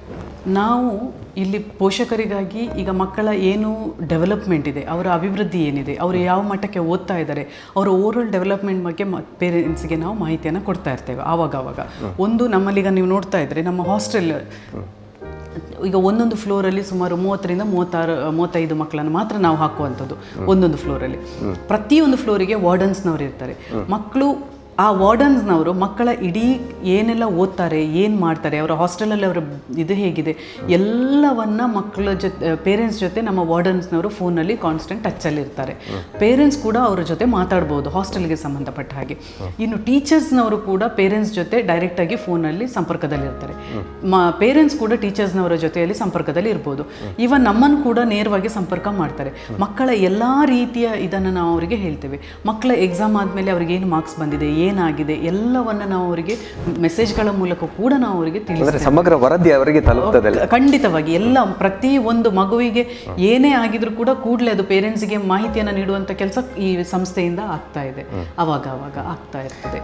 ಸರಿ, ಮತ್ತೊಂದು ಬಹಳಷ್ಟು ಜನರನ್ನು ಕಾಡುವಂಥ ಮತ್ತೊಂದು ಸಮಸ್ಯೆ ಅಥವಾ ಪ್ರಶ್ನೆ, ನನ್ನ ಮಗನ ಅಥವಾ ಮಗಳನ್ನು ಒಳ್ಳೆಯ ವಿದ್ಯಾಸಂಸ್ಥೆಗೆ ಕಳಿಸಬೇಕು, ಆದರೆ ಅದು ಹದಿಹರೆ ಅಂದರೆ ಭಾಳಷ್ಟು ಜಾಗರೂಕರಾಗಿರಬೇಕಾದಂತಹ ವ್ಯವಸ್ಥೆ ಕಾಲಘಟ್ಟ ಅದು. ಇವತ್ತಿನ ಭಾಳ ದೊಡ್ಡ ಸಮಸ್ಯೆ ಅಂದರೆ ಮಾದಕ ವ್ಯಸನ. ಬಹಳಷ್ಟು ಕಾಲೇಜುಗಳಲ್ಲಿ ಆ ದೂರುಗಳು ಕೇಳಿ ಬರ್ತಾ ಇದೆ. ಈ ನಿಟ್ಟಿನಲ್ಲಿ ಈ ದೂರು ಬಾರದಂತೆ ನಿಮ್ಮಲ್ಲಿ ಯಾವ ವ್ಯವಸ್ಥೆ? ಈಗ ಒಂದು ನಮ್ಮಲ್ಲಿ ಈಗ ನಾವು ನೋಡ್ತಾ ಇರುವ ಹಾಗೆ ನೀವೇನು ಹೇಳಿದಿರಿ ಮಾದಕ ವ್ಯಸನ ಮತ್ತು ಮಕ್ಕಳು ಬೇರೆ ಬೇರೆ ಈ ಪಿಯರ್ ಪ್ರೆಷರ್ ಅಂತ ಏನು ಹೇಳ್ತಾರೆ ಅದಕ್ಕೆ ಒಳಗಾಗುವಂಥದ್ದು ಭಾಳ ಜಾಸ್ತಿ ಆಗಿರ್ತದೆ, ಸ್ಪೆಷಲಿ ಈ ಏಜಲ್ಲಿ, ಹದಿಹರೆಯದಲ್ಲಿ. ಸೊ ಈ ಏಜಲ್ಲಿ ಮಕ್ಕಳನ್ನು ಕಂಟ್ರೋಲ್ ಮಾಡಲಿಕ್ಕೆ ಕೂಡ ತುಂಬ ಕಷ್ಟ ಆಗ್ತದೆ. ಕೆಲವೊಂದು ಸಲ ಪೇರೆಂಟ್ಸ್ ನಮ್ಮ ಹತ್ರ ನಾನು ಕೌನ್ಸಿಲಿಂಗ್ ಮಾಡುವಂಥ ಸಂದರ್ಭಗಳಲ್ಲಿ ಪೇರೆಂಟ್ಸ್ ಹೇಳೋದಿದೆ, ಮನೆಯಲ್ಲಿ ಮಕ್ಕಳನ್ನು ಕಂಟ್ರೋಲ್ ಮಾಡಲಿಕ್ಕೆ ಆಗೋದಿಲ್ಲ, ಅದಕ್ಕೆ ನಾವು ಹಾಸ್ಟೆಲಿಗೆ ಕಳಿಸುವಂಥದ್ದು ಬೇರೆ ಬೇರೆ ಕಡೆಗೆ, ಈ ರೀತಿಯ ಮಾತುಗಳು ಕೂಡ ನಾವು ಕೇಳ್ತೇವೆ. ಆದರೆ ಇಲ್ಲಿ ನಾವು ಮಕ್ಕಳಿಗೆ ಏನು ಮಾಡ್ತೇವೆ ಅಂದರೆ ಮಾದಕ ವ್ಯಸನ ಅಂದರೆ ಏನು, ಯಾಕೆ ಅದು ಕೆಟ್ಟದ್ದು, ಇದರ ಬಗ್ಗೆ ಸಮಗ್ರವಾಗಿ ಮಾಹಿತಿಯನ್ನು ಒಂದು ಓವರಲ್ ಆಗಿ ಕೊಡ್ತೇವೆ ಮಕ್ಕಳಿಗೆ. ಮತ್ತು ಅವರಿಗೆ ಇಂಡಿವಿಜುವಲ್ ಕೌನ್ಸಿಲಿಂಗನ್ನು ಪ್ರತಿ ವರ್ಷ ನಾವು ಮಕ್ಕಳಿಗೆ ಕೊಡ್ತೇವೆ. ಪ್ರತಿ ಒಂದು ಮಗುವಿನ ಹತ್ರ ನಾವು ಕೌನ್ಸಿಲರ್ಸ್ ಎಕ್ಸ್ಪರ್ಟ್ಸನ್ನು ಕರೆದು ಅವ್ರ ಜೊತೆ ನಾವು ಮಾತಾಡಿಸ್ತೇವೆ. ಯಾಕೆಂದರೆ ಈಗ ನಾವು ಮಾತಾಡಲಿಕ್ಕೆ ಹೋದರೆ ಎಷ್ಟೊಂದು ಸಲ ಮಕ್ಕಳು ಹೇಳದೇ ಇರಬಹುದು, ಅದನ್ನು ನಮ್ಮ ಹತ್ರ ಹೇಳದೇ ಇರ್ಬೋದು ಅವರ ಸಮಸ್ಯೆಗಳನ್ನು. ಅದಕ್ಕಾಗಿ ನಾವು ಪ್ರತಿ ವರ್ಷ ಪ್ರತಿ ಒಂದು ಮಗು ಅರ್ಧ ಗಂಟೆಯಿಂದ 1 ಗಂಟೆ ಹೆಚ್ಚಾಗಿ ಒಂದು ಕೌನ್ಸಿಲರ್ ಜೊತೆ ಇಲ್ಲಿ ಮಾತಾಡ್ತಾರೆ. ನಾನು ಕೌನ್ಸಿಲಿಂಗ್ ಮಾಡೋದಲ್ಲದೆ, ನಾನಂದ್ರೆ ವೈಯಕ್ತಿಕವಾಗಿ ಕೂಡ ಡೀನ್ ಆಗಿರೋದ್ರ ಜೊತೆಗೆ ಕೌನ್ಸಿಲರ್ ಕೂಡ ಆಗಿದ್ದೇನೆ ಕಾಲೇಜಿಗೆ. ನಾನು ಮಾತಾಡೋದಲ್ಲದೆ ನಾವು ಪುನಃ ಅವರಿಗೆ ಕೌನ್ಸಿಲಿಂಗ್ ವ್ಯವಸ್ಥೆಯನ್ನು ಮಾಡ್ತೇವೆ. ಎಲ್ಲ ಮಕ್ಕಳ ಹತ್ರ ಮಾತಾಡ್ತಾರೆ. ಹಾಗಾಗಿ ಏನಾದರೂ ಅಂಥ ತೊಂದರೆಗಳಿದ್ದಾಗ ನಾವು ಮಕ್ಕಳನ್ನು ಅದನ್ನು, ಮತ್ತು ಇವತ್ತಿನವರೆಗೆ ನಮ್ಮಲ್ಲಿ ಆ ರೀತಿಯ ಯಾವುದೇ ಸಮಸ್ಯೆಗಳು ನಮಗೆ ಬರಲಿಲ್ಲ. ಒಂದು ಏನಂತ ಹೇಳಿದರೆ ಮಕ್ಕಳಿಗೆ ವೆರಿ ಸಿಂಪಲ್, ಏನಂತ ಹೇಳಿದರೆ ಮಕ್ಕಳಿಗೆ ಸರಿ ಯಾವುದು ತಪ್ಪು ಯಾವುದು ಅಂತ ನಾವು ಹೇಳಿಕೊಟ್ರೆ, ಮಾಹಿತಿ ಕೊಟ್ಟರೆ ಆ ಮಕ್ಕಳು ತಪ್ಪು ಮಾಡೋದಿಲ್ಲ. ನಾವು ಮಾಡಬೇಡ ಅಂತ ಹೇಳ್ತೇವೆ ಹೊರತು ಯಾಕೆ ಮಾಡಬಾರ್ದು ಅಂತ ಹೇಳೋದಿಲ್ಲ. ಸೊ ಅದನ್ನು ನಾವು ಮಕ್ಕಳಿಗೆ ಮೊದಲು ಹೇಳಬೇಕು, ಮಾಡಿದರೆ ಏನು ತೊಂದರೆ ಆಗ್ತದೆ ಅನ್ನೋದನ್ನು ನಾವು ಹೇಳಿದಾಗ ಆಗ ಮಕ್ಕಳು ಅದನ್ನು ಮಾಡಲಿಕ್ಕೆ ಹೋಗೋದಿಲ್ಲ. ಆ ವ್ಯವಸ್ಥೆ ನಮ್ಮ ಈ ವಿದ್ಯಾಸಂಸ್ಥೆಯಲ್ಲಿ ಇದೆ. ತಪ್ಪು ಸರಿ ಅನ್ನೋದ್ರ ಬಗ್ಗೆ ಅವರಿಗೆ ತಿಳಿಸ್ಕೊಡುವಂಥ ವ್ಯವಸ್ಥೆನ ನಾವು ಮಾಡ್ತಾ ಇದ್ದೀವಿ. ಸರಿ, ಅದೇ ರೀತಿ ಆಗತ್ತಾ ಒಂದು ಹೇಳಿದ್ರಿ, ಒಂದು ಕಡೆ ಶಿಸ್ತಿಗೆ ವಿಶೇಷ ಪ್ರಾಧಾನ್ಯತೆ, ಮತ್ತೊಂದು ಕಡೆ ಸರ್ವಾಂಗೀಣ ವಿಕಾಸದಲ್ಲಿ ಕೇವಲ ವಿದ್ಯಾರ್ಜನೆ ಮಾತ್ರ ಅಲ್ಲ, ಅದರ ಜೊತೆ ಕ್ರೀಡೆ, ಆಟೋಟ ಸ್ಪರ್ಧೆಗಳು, ಸಾಂಸ್ಕೃತಿಕ ಸ್ಪರ್ಧೆಗಳು, ಈ ಎಲ್ಲವನ್ನು ಒಟ್ಟಿಗೆ ಹೇಗೆ ತೆಗೆದುಕೊಂಡು ಹೋಗ್ತೀರಿ? ಈಗ ಅಂತ ಹೇಳಿದರೆ ಮಕ್ಕಳು ಇಲ್ಲಿ ನಮ್ಮಲ್ಲಿ ರೆಸಿಡೆನ್ಷಿಯಲ್ಲೇ ಇರೋದ್ರಿಂದ ಅವರಿಗೆ ಕೂಡ ಕ್ರೀಡೆ ಬೇಕಾಗಿರ್ತದೆ. ಸೊ ಅವರಿಗೆ ಸಮಯವನ್ನು ಹೊಂದಿಸಿಕೊಂಡು ನಾವು ಅವರಿಗೆ ಕ್ರೀಡೆಯನ್ನು ಕೊಡ್ತೇವೆ. ಒಂದು ಸಂಡೇಸ್ ಆಡ್ತಾರೆ ಅವರು, ಮತ್ತು ಸಂಜೆಗಳು ಆಡ್ತಾರೆ. ಸ್ಪೋರ್ಟ್ಸಿಗಿರುವಂಥ ಕಾಮರ್ಸ್ ಮಕ್ಕಳು ಅದು ಒಂದು ನಮ್ಮ ಕ್ಯಾಂಪಸಲ್ಲಿ ನೀವು ನೋಡ್ಬೋದು ಹೊರಗಡೆ ಹೋದಾಗ ಅಂಥ ಒಂದು ವ್ಯವಸ್ಥೆಯನ್ನು ನಾವು ಮಾಡ್ತೇವೆ. ಅದರ ಜೊತೆಯಲ್ಲಿ ಶಿಸ್ತು ಕೂಡ ನಮಗೆ ತುಂಬ ಅಗತ್ಯ ಇರುವಂಥದ್ದು. ಶಿಸ್ತು ಅಂತ ಹೇಳಿದರೆ ಮಕ್ಕಳನ್ನು, ಹಾಸ್ಟೆಲಲ್ಲಿರುವಂಥ ಮಕ್ಕಳನ್ನು ಪೇರೆಂಟ್ಸ್ ಇಲ್ಲದೆ ನಾವು ಹೊರಗಡೆ ಬಿಡೋದಿಲ್ಲ. ಅವರನ್ನು ಅದರಲ್ಲಿ ಯಾವುದೇ ರೀತಿಯ ಶಿಸ್ತಿಗೆ ಕಾಂಪ್ರಮೈಸ್ ಮಾಡೋದಿಲ್ಲ, ಮಾಡೋದಿಲ್ಲ. ನಾವು ಅದನ್ನು ಹೊರಗಡೆ ಅವರನ್ನು ಬಿಡೋದಿಲ್ಲ. ಯಾಕೆಂದರೆ ನಾವು ನೋಡ್ತಾ ಇರ್ತೇವೆ ಏನೆಲ್ಲ ತೊಂದರೆಗಳಾಗ್ತಾ ಇದೆ ಈಗಿನ ಸುತ್ತಮುತ್ತ, ಅದನ್ನೆಲ್ಲ ಅವಾಯ್ಡ್ ಮಾಡಲಿಕ್ಕೆ ನಾವು ಅವರನ್ನು ಇದು ಮಾಡ್ತೀವಿ. ಈಗ ನಾವು ಹುಡುಗಿಯರನ್ನು ನೋಡಿದಾದರೆ, ಸೊ ಬಹುಶಃ ನಮ್ಮಲ್ಲಿ ಈಗ ವಾರ್ಡನ್ಸ್ನವರಿದ್ದಾರೆ. ಸುರೇಖಾ ನಮ್ಮ ಚೀಫ್ ವಾರ್ಡನ್ ಹುಡುಗಿಯರ ಇದಕ್ಕೆ, ದಿಲೀಪ್ ಅನ್ನೋರು ಚೀಫ್ ಆಫ್ ದ ಹಾಸ್ಟೆಲ್ ಆಗಿದ್ದಾರೆ, ಆಮೇಲೆ ಪ್ರಕಾಶ್ ಹುಡುಗರ ಇದನ್ನು ನೋಡ್ಕೊಳ್ತಾ ಇದ್ದಾರೆ. ಸೊ ಈಗ ಬಹುಶಃ ನಮ್ಮಲ್ಲಿರುವಂಥ ಎಲ್ಲ ವಾರ್ಡನ್ಸ್ಗಳು ಪ್ರತಿ ಮಕ್ಕಳನ್ನು ಸ್ವಂತ ಮಕ್ಕಳ ಹಾಗೆ ನೋಡ್ಕೊಳ್ತಾ ಇದ್ದಾರೆ. ಅದರಿಂದಾಗಿ ನಮಗೆ ಆ ಸಮಸ್ಯೆಗಳು ಬರೋದಿಲ್ಲ. ವಾರ್ಡನ್ಸ್ನವ್ರು ಖುದ್ದು ಮಾತಾಡ್ತಾರೆ ಮಕ್ಕಳ ಜೊತೆಯಲ್ಲಿ, ಏನಾದರೂ ಸಮಸ್ಯೆ ಇದೆಯಾ ಪ್ರತಿಯೊಂದು. ಈಗ ಒಂದು ವೇಳೆ ಮಧ್ಯರಾತ್ರಿ ಆಸ್ಪತ್ರೆಯಲ್ಲಿ ಮಗುವಿಗೆ ಹುಷಾರಿಲ್ಲ ಅನ್ನುವಂಥದ್ದು ಗೊತ್ತಾದರೂ ಕೂಡ ಇಮಿಡಿಯೇಟ್ಲಿ ನಮ್ಮ ವಾರ್ಡನ್ ಅವರೇ ಹೇಳ್ತಾರೆ, ಮತ್ತು ಆ ಮಗುವನ್ನು ಕೂಡಲೇ ಹಾಸ್ಪಿಟ್ಲಿಗೆ ಕರ್ಕೊಂಡು ಹೋಗುವಂಥ ಕೆಲಸ ಕೂಡ ಮಾಡ್ತಾರೆ. ಸೊ ಅಷ್ಟು ಕೇರ್, ಮನೆಯಲ್ಲಿ ಒಂದು ತಾಯಿ ತಂದೆ ಮಗುವನ್ನು ಎಷ್ಟು ಜಾಗೃತಿಯಾಗಿ ನೋಡ್ಕೊಳ್ತಾರೆ, ಕೇರ್ ಮಾಡ್ತಾರೋ, ಅದೇ ಕೇರನ್ನು ನಮ್ಮ ಹಾಸ್ಟೆಲಲ್ಲಿ ಕೂಡ ನಾವು ಈ ಕಾಲೇಜಲ್ಲಿ ಕೊಡ್ತೇವೆ ಆ ಮಕ್ಕಳಿಗೆ. ಹಾಗಾಗಿ ಮಕ್ಕಳು ಖುಷಿಯಾಗಿರ್ತಾರೆ ಈ ಒಂದು ನಮ್ಮ ವಾತಾವರಣದಲ್ಲಿ ಅಂತ ಹೇಳ್ಬೋದು.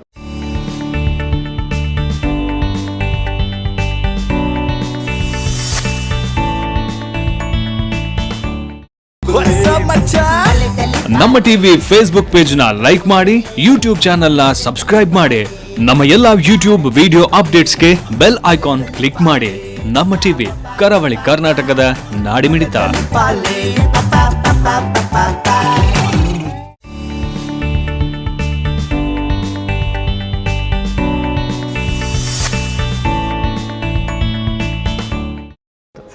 ತಾವು ಆಗೊಂದು ಮಾತನ್ನ ಹೇಳಿದ್ರಿ, ಹೊರ ರಾಜ್ಯಗಳಿಂದ ವಿದ್ಯಾರ್ಥಿಗಳು ಕೂಡ ಬರ್ತಾ ಇದ್ದಾರೆ ಅಂತ. ಹೊರ ರಾಜ್ಯದಿಂದ ವಿದ್ಯಾರ್ಥಿಗಳನ್ನು ಕಳುಹಿಸುವಾಗ ಒಂದು ಸಮಸ್ಯೆ ಬರ್ತದೆ, ಅಲ್ಲಿ ನನ್ನ ಮಕ್ಕಳಿಗೆ ಸರಿಯಾದ ವ್ಯವಸ್ಥೆ ಇದೆಯಾ ಹಾಸ್ಟೆಲ್? ಇಲ್ಲಿ ಮಂಗಳೂರಿನ ಮತ್ತೊಂದು ಸಮಸ್ಯೆ, ಒಂದು ಸೂಕ್ಷ್ಮ ಸಮಸ್ಯೆ ಅದು. ಇಲ್ಲಿ ಅಂತಹ ಸಮಸ್ಯೆಗಳು ಏನಾದರೂ ಇದೆಯಾ ಹಾಸ್ಟೆಲ್? ಇಲ್ಲ, ಈಗ ಬಹುಶಃ ಬೇರೆಲ್ಲ ಹಾಸ್ಟೆಲಿಗೆ ನೋಡಲಿಕ್ಕೆ ಹೋದರೆ ನಮ್ಮ ಹಾಸ್ಟೆಲ್ ಸ್ವಲ್ಪ ಭಿನ್ನವಾಗಿದೆ ಅಂತ. ನಮ್ಮ ಚೇರ್ಮನ್ ಅವರದ್ದು ಏನು ಆಶಯ ಅಂತ ಹೇಳಿದರೆ, ಒಂದು ಮಗು ಮನೆ ಬಿಟ್ಟು ಹಾಸ್ಟೆಲ್ಗೆ ಬಂದ ನಂತರ ಮನೆಯಲ್ಲಿ ಏನೆಲ್ಲ ಆಹಾರವನ್ನು ತಿಂತಾರೋ ಆ ಎಲ್ಲ ಆಹಾರವನ್ನು ನಾವು ಇಲ್ಲಿ ಕೊಡಬೇಕು ಅಂತ. ಸೊ ನಾವು ನೋಡ್ಲಿಕ್ಕೆ ಹೋದರೆ 30 ದಿನ ನಮ್ಮಲ್ಲಿ 30 ಮೆನು ಅಂತ ನಾವು ಒಂದು ಸಿಸ್ಟಮ್ ಇದೆ.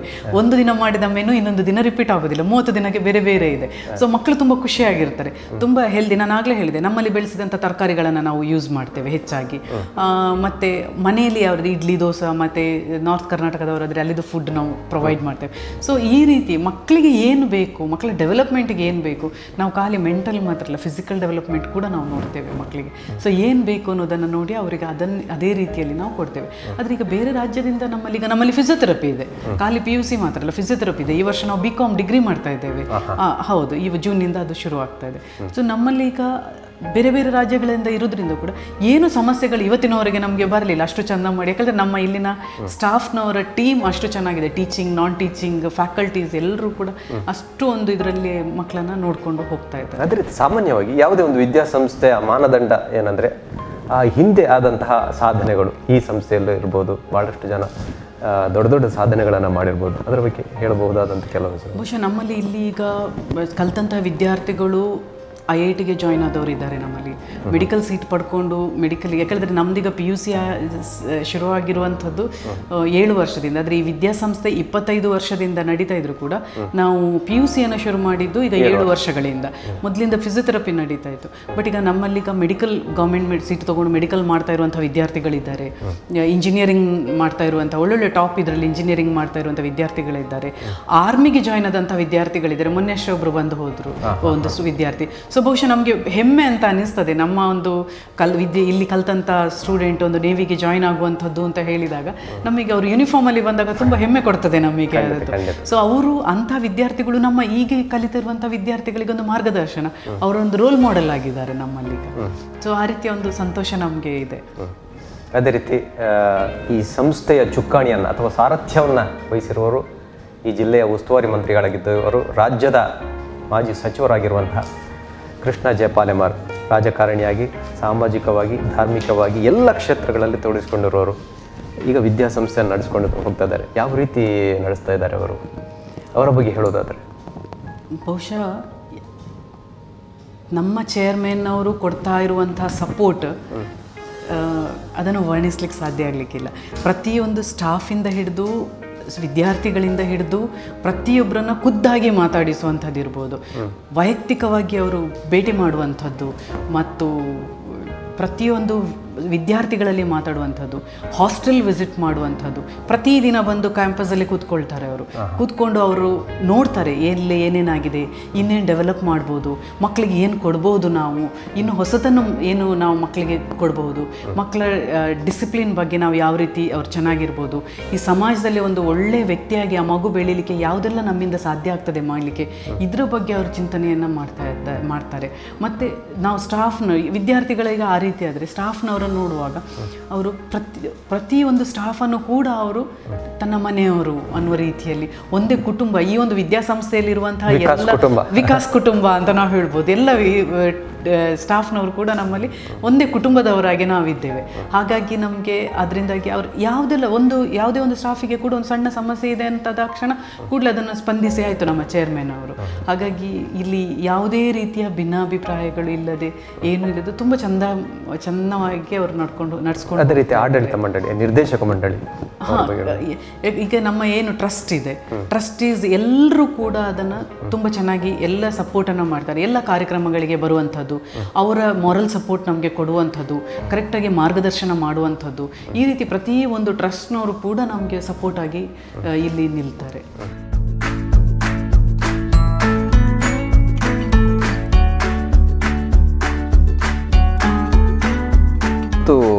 ಮಕ್ಕಳಿಗೆ, ಕಲಿಯುವಂಥ ಮಕ್ಕಳಿಗೆ ದಿನದ 24 ಗಂಟೆ ಕೂಡ ಕಡಿಮೆ ಅಂತಲೇ ಹೇಳಬೇಕಾಗ್ತದೆ. ಎಷ್ಟು ಓದಿದರೂ ಕಡಿಮೆ.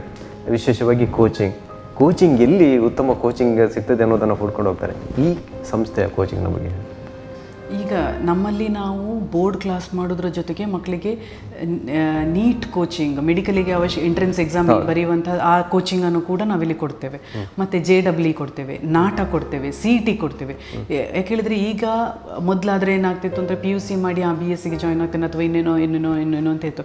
ಬಟ್ ಇವತ್ತು ಹಾಗಲ್ಲ. ನೀವು ಆಗ ಹೇಳಿದಾಗೆ ಕಾಂಪಿಟೇಟಿವ್ ಮಕ್ಕಳು ಆಲೋಚನೆ ಮಾಡ್ತಾರೆ, ನಾನು ಏನು ಮಾಡಿದರೆ ಒಳ್ಳೆಯದು, ನಾನು ಇನ್ನೂ ಜಾಸ್ತಿ ಕಲಿಬೇಕು, ನಾನು ಆ ಕೋರ್ಸಿಗೆ ಹೋಗ್ಬೇಕು, ಈ ಕೋರ್ಸಿಗೆ ಹೋಗಬೇಕು ಅಂತೇಳಿ ಮಕ್ಕಳು ಆಲೋಚನೆ ಮಾಡ್ತಾರೆ. IIT ಲೆವೆಲ್ ತನಕ ಯೋಚನೆ ಮಾಡ್ತಾರೆ, JEE ಅಡ್ವಾನ್ಸ್ ತನಕ ಅವ್ರು ಆಲೋಚನೆ ಮಾಡ್ತಾರೆ. ಸೊ ಅದಕ್ಕೆ ಸಂಬಂಧಪಟ್ಟಂಥ ಎಲ್ಲ ಕೋಚಿಂಗ್ಗಳನ್ನು ನಾವಿಲ್ಲಿ ಕೊಡ್ತೇವೆ ಅವರಿಗೆ. ಅದು ಅಡ್ವಾನ್ಸ್ಡ್ ಫ್ಯಾಕಲ್ಟೀಸನ್ನು ಅದನ್ನು ಕೊಡ್ತಾ ಇದ್ದಾರೆ. ಕೋಚಿಂಗಿಗಂತಲೇ ಸಪ್ರೇಟ್ ಫ್ಯಾಕಲ್ಟೀಸ್ ನಮ್ಮಲ್ಲಿದ್ದಾರೆ. ಸೊ ಅವರು ಅದನ್ನು ಕೋಚಿಂಗನ್ನು ಕೊಡ್ತಾರೆ, ಇಲ್ಲಿ ನಮ್ಮಲ್ಲಿ ಕೊಡ್ತಾರೆ. ಇನ್ನು ನಮ್ಮಲ್ಲಿ ಹಾಸ್ಟೆಲಲ್ಲಿ ಓದಿಸ್ಲಿಕ್ಕೆ ಕೂಡ ಒಂದು ಸಿಸ್ಟಮ್ ಇದೆ. ನಮಗೆ ಮಕ್ಕಳು ಓದಲೇಬೇಕು ಅನ್ನುವಂಥ ವರ್ಸ್ ಇರ್ತದೆ. ಅಂದರೆ ಬೆಳಿಗ್ಗೆ ಅವರು ಓದಬೇಕು, ಯಾಕಂದರೆ ಮಕ್ಕಳು ಓದಿದರೆ ಮಾತ್ರ ಅವರಿಗೆ ತಲೆಗೆ ಹೋಗ್ತದೆ ಅನ್ನುವಂಥ ಒಂದಿದೆ. ಅದರಿಂದಾಗಿ ಬೆಳಿಗ್ಗೆ ನಾವು ಮಕ್ಕಳನ್ನು ಓದಿಸ್ಲಿಕ್ಕೆ ಕೂತ್ಕೊಳ್ಳಿಸ್ತೇವೆ.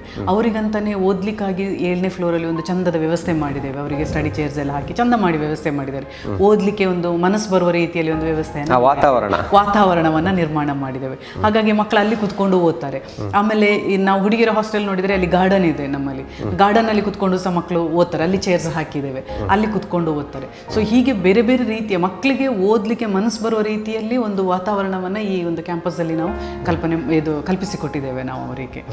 ಮುಂದಿನ ಯೋಜನೆಗಳು ಏನಾದರೂ ಒಂದು ಕಡೆ ಹೇಳಿದರೆ ಅಥವಾ ಪದವಿ ತರಗತಿಗಳನ್ನು ಆರಂಭಿಸ್ತಾ ಇದ್ದೀರಿ, ಬೇರೆ ಏನು ಯೋಜನೆಗಳಿದೆ? ಯಾಕಂದರೆ ಪೋಷಕರು ಅದನ್ನು ಕೂಡ ನೋಡ್ತಾರೆ, ನಮ್ಮ ಮಕ್ಕಳನ್ನು ಕಳಿಸುವಾಗ ಏನೆಲ್ಲ ಯೋಜನೆಗಳಿರ್ತದೆ. ಹೌದು, ಈಗ ನಾವು ಈ ವರ್ಷಕ್ಕೆ ನಾವು BCom ಅನ್ನು ಶುರು ಮಾಡ್ತಾ ಇದ್ದೇವೆ, ಡಿಗ್ರಿ ಕಾಲೇಜನ್ನು ಶುರು ಮಾಡ್ತೇವೆ. ಮುಂದಿನ ಇದರಲ್ಲಿ ನಮ್ಮ ಚೇರ್ಮನಿಗೆ ಒಂದು ತುಂಬ ಶ್ರೀ ಜೆ ಕೃಷ್ಣ ಪಾಲೆಂ ಅವರಿಗೆ ಮಕ್ಕಳಂದರೆ ತುಂಬ ಪ್ರೀತಿ ಅವರಿಗೆ. ಅವರು ಯಾವಾಗಲೂ ಹೇಳಿಕೊಂಡು ನಾವೊಂದು ಪುಟ್ಟ ಮಕ್ಕಳದೊಂದು ಕ್ಲಾಸ್ ಮಾಡಿದರೆ ಏನು ಅಂತ ಹೇಳುವಂಥದ್ದು. ಅದರಿಂದಾಗಿ ಆ ಒಂದು ಆಲೋಚನೆ ಕೂಡ ನಮ್ಮಲ್ಲಿ ಇದೆ. ಈಗ ಒಂದು ಕಿಂಡರ್ಗಾರ್ಟನ್ ಮಕ್ಕಳಿಗೆ ಮಾಡಬೇಕು ಇಲ್ಲಿ, ಒಂದು ಅದನ್ನು ಮಾಡಿದರೆ ಚೆನ್ನಾಗಿರ್ತದೆ ಈ ಕ್ಯಾಂಪಸ್ ಅಲ್ಲಿ ಅಂತ ಒಂದು ಯೋಚನೆ ಇದೆ. ಬಹುಶಃ ಮುಂದಿನ ವರ್ಷದಲ್ಲಿ ಅದು ಬರಬಹುದು. ಶಾಲೆಯ ಬಗ್ಗೆ ಕೂಡ ಒಮ್ಮೆ ನಾವು ಕಿಂಡರ್ಗಾರ್ಟನ್ ಮಾಡಿದ ಮತ್ತೆ ಅದು ಬೆಳೀತಾ ಹೋಗ್ತದೆ ನಮ್ಮಲ್ಲಿ. ಅದರಿಂದಾಗಿ ಆ ರೀತಿಯಲ್ಲಿ ಬೆಳೆಸುವಂಥ ಯೋಚನೆ ಇದೆ. ನಮ್ಮ ಚೇರ್ಮನ್ ಅವರಿಗೆ ಅಂತಹ ಒಂದು ಉದ್ದೇಶ ಇದೆ, ಆಲೋಚನೆ ಇದೆ. ಎಲ್ಲರ ಸಹಕಾರದಿಂದ ಅದು ಸಾಧ್ಯ ಆಗ್ತದೆ ಅಂತ ಹೇಳಿಕೊಂಡು ನಮ್ಮ ಅದೇ ರೀತಿ ಬಸ್ನ ವ್ಯವಸ್ಥೆಗಳು ಏನಾದರೂ? ಹೌದು, ಖಂಡಿತ. ಇಡೀ ಮಂಗಳೂರಿಗೆ ನಮ್ಮ ಬಸ್ ತಿರುಗಾಡ್ತದೆ. ಲೋಕಲೈಟ್ಸ್ ನಮ್ಮಲ್ಲಿ ಈಗ ಹಾಸ್ಟೆಲೈಟ್ಸ್ ಎಷ್ಟಿದ್ದಾರೆ ಅದರ ಸಾಧಾರಣ ಮಟ್ಟಿಗೆ ನಮಗೆ ಲೋಕಲೈಟ್ಸ್ ಕೂಡ ಇದ್ದಾರೆ ಇಲ್ಲಿ ಮಂಗಳೂರಿನ ಸುತ್ತಮುತ್ತಲಿನವರು.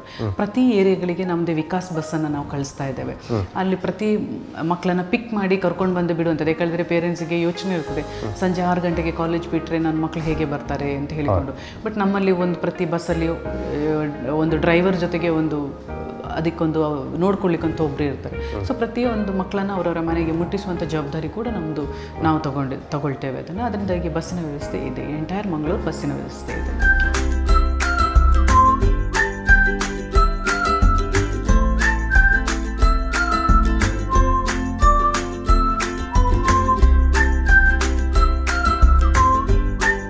ಇವತ್ತಿನ ಬದಲಾದ ಕಾಲಘಟ್ಟದಲ್ಲಿ ಮಕ್ಕಳು ಕೂಡ ಒಂದು ಒಳ್ಳೆಯ ವಾತಾವರಣದಲ್ಲಿ ಕಲಿಯೋದಕ್ಕೆ ಇಷ್ಟಪಡ್ತಾರೆ.